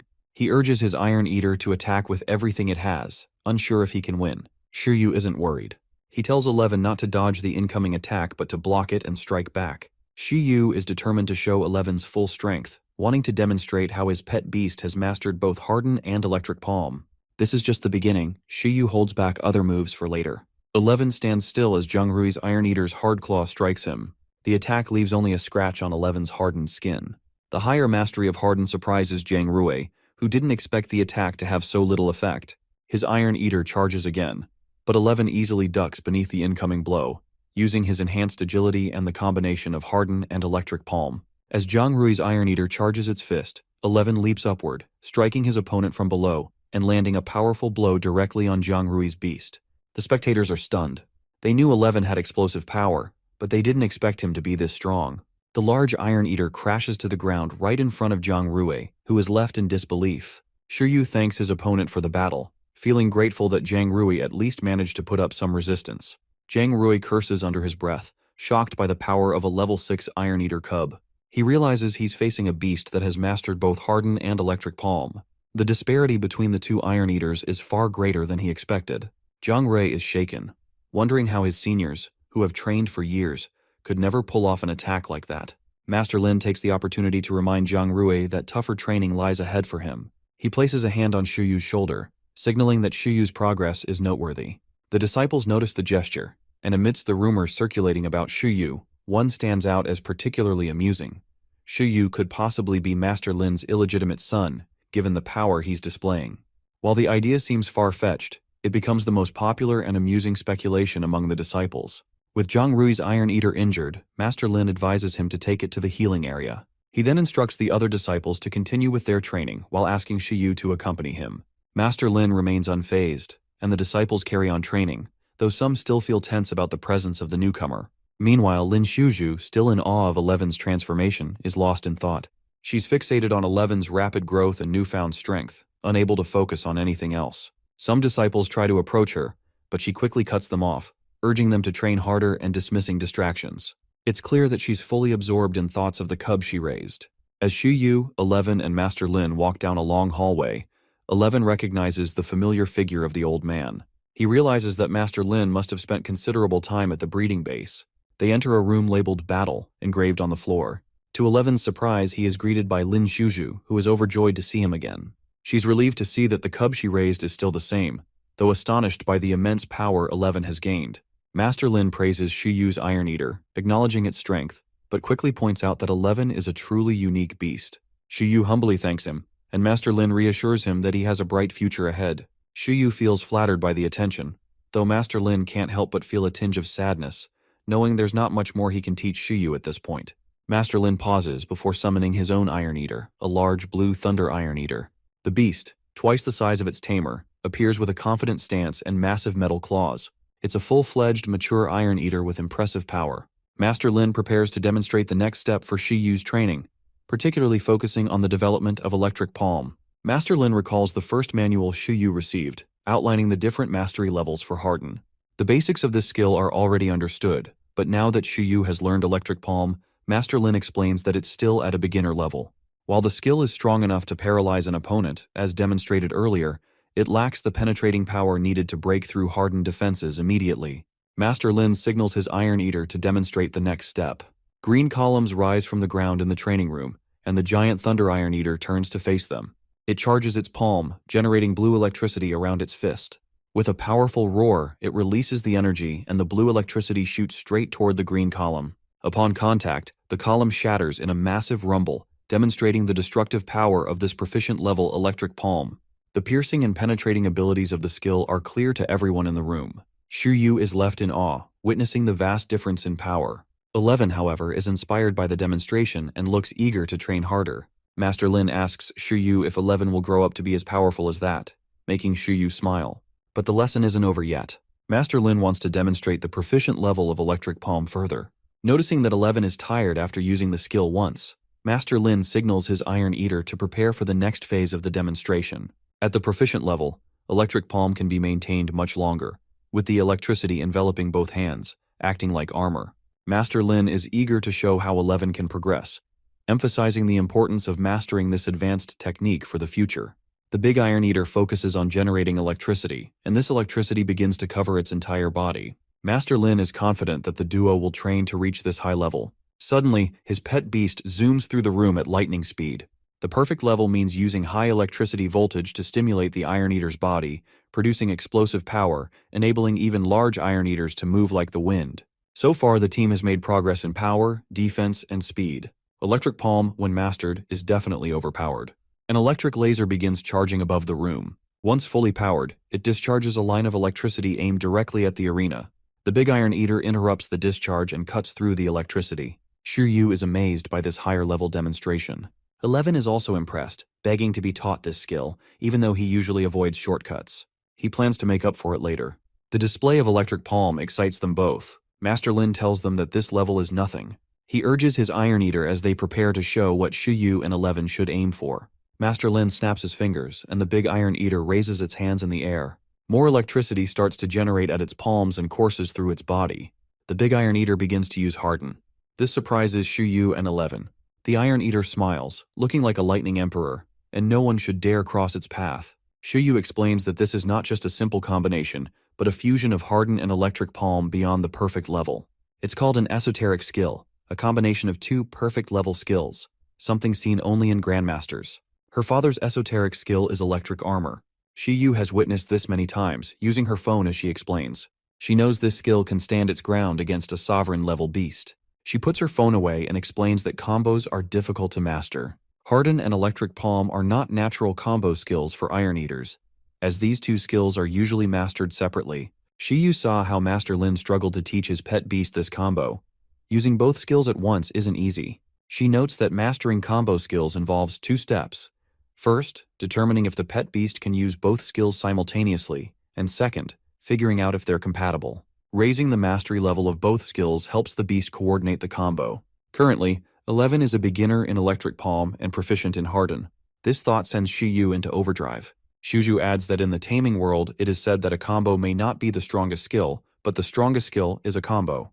This leads to the term esoteric skills, coined by high-ranking tamers for combinations of perfect-level skills. Mastery and the strength of these skills are crucial in judging a tamer's ability to raise their pet beast. Yu, a genius, absorbs this information quickly. Master Lin feels the discussion is raised too early since Yu isn't even a professional tamer yet, but geniuses are treated differently. He looks at Yu, confident that with his guidance, this student can achieve the impossible. Yu raises a concern about what electric armor lacks, not as an insult, but as an observation. This bold statement shocks the senior tamers. Master Lin is stunned, and he and his pet beast struggle to break the skill they've worked so hard to develop. Yu points out that Iron Eaters don't have the best eyesight, and electric armor, which makes them move at high speeds, may cause control issues. Lin Shuju acknowledges that there's no perfect esoteric skill, but explains that electric armor is effective against huge and slow opponents. Yu suggests that electric armor would be more dangerous if an Iron Eater has a sensing-type skill to predict movements or locate its target precisely. Yu already has the option to perfect this with electric palm, Harden, and Super Sight. He considers that a perfect level Amplify might work better than Super Sight, especially against larger opponents, for the ultimate combo. Master Lin is skeptical when Yu suggests combining multiple skills, explaining that mastering any skill is difficult, especially for Iron Eaters, who struggle with sensing-type skills. He reminds Yu that his telepathy is a unique ability, but he should focus on mastering basic skills first. Lin instructs Yu to concentrate on electric palm before attempting advanced combos like Harden and electric palm. Electric palm is difficult for Iron Eaters, requiring strong electrical resistance and physical conditioning. Master Lin emphasizes that training should be slow and careful, as mistakes could harm 11. Yu, however, is already thinking about future combos, imagining 11 using electric armor to become powerful enough to take on a city. After the demonstration of Master Lin's power, Yu is given a tour of the gym. Xiuzhu shows him equipment designed for Iron Eater training, which allows 11 to train without the risk of destroying Yu's home. However, 11 is disappointed by the lack of intensity compared to his usual extreme training. They move to the electrical training room, where Iron Eaters can train their electrical resistance. The room contains a swimming pool with an electric charge for underwater training, which 11 finds much more exciting. Despite Yu's request to calm down, 11 jumps into the pool. Xiuzhu updates Master Lin, noting that 11 ate a large amount, which is typical for an active Iron Eater. She shows her father the gym's growth menu, which includes electric ores and other specialized foods. Despite Master Lin's initial shock, he reassures himself that 11's consumption is acceptable. Yu watches as the gym works to procure more food for 11's needs, acknowledging that the increased food intake is a challenge, but one they can handle. As Yu observes the gym, he realizes that 11's boosted digestion, thanks to his taming dimension, will help process the food. He feels confident 11 can reach transcendent rank before he's 2 years old, based on his rapid progress and the right environment. Yu believes 11 is more than capable of passing the professional exam, and his own development as a tamer needs attention as well. He plans to learn more about training materials for tamers. Yu heads to the Iron Bamboo breeding base to purchase training methods for Electric Palm, receiving a flash drive from Xiuzhu. She warns him not to lose it and wishes him good luck. Yu, deeply focused on learning, takes the flash drive. Xiuzhu, observing Yu's dedication, understands her father's hopes that Yu will help 11 overcome the limits of his race. However, Yu notices the worry in Xiuzhu's eyes and reassures her that she doesn't need to worry about him.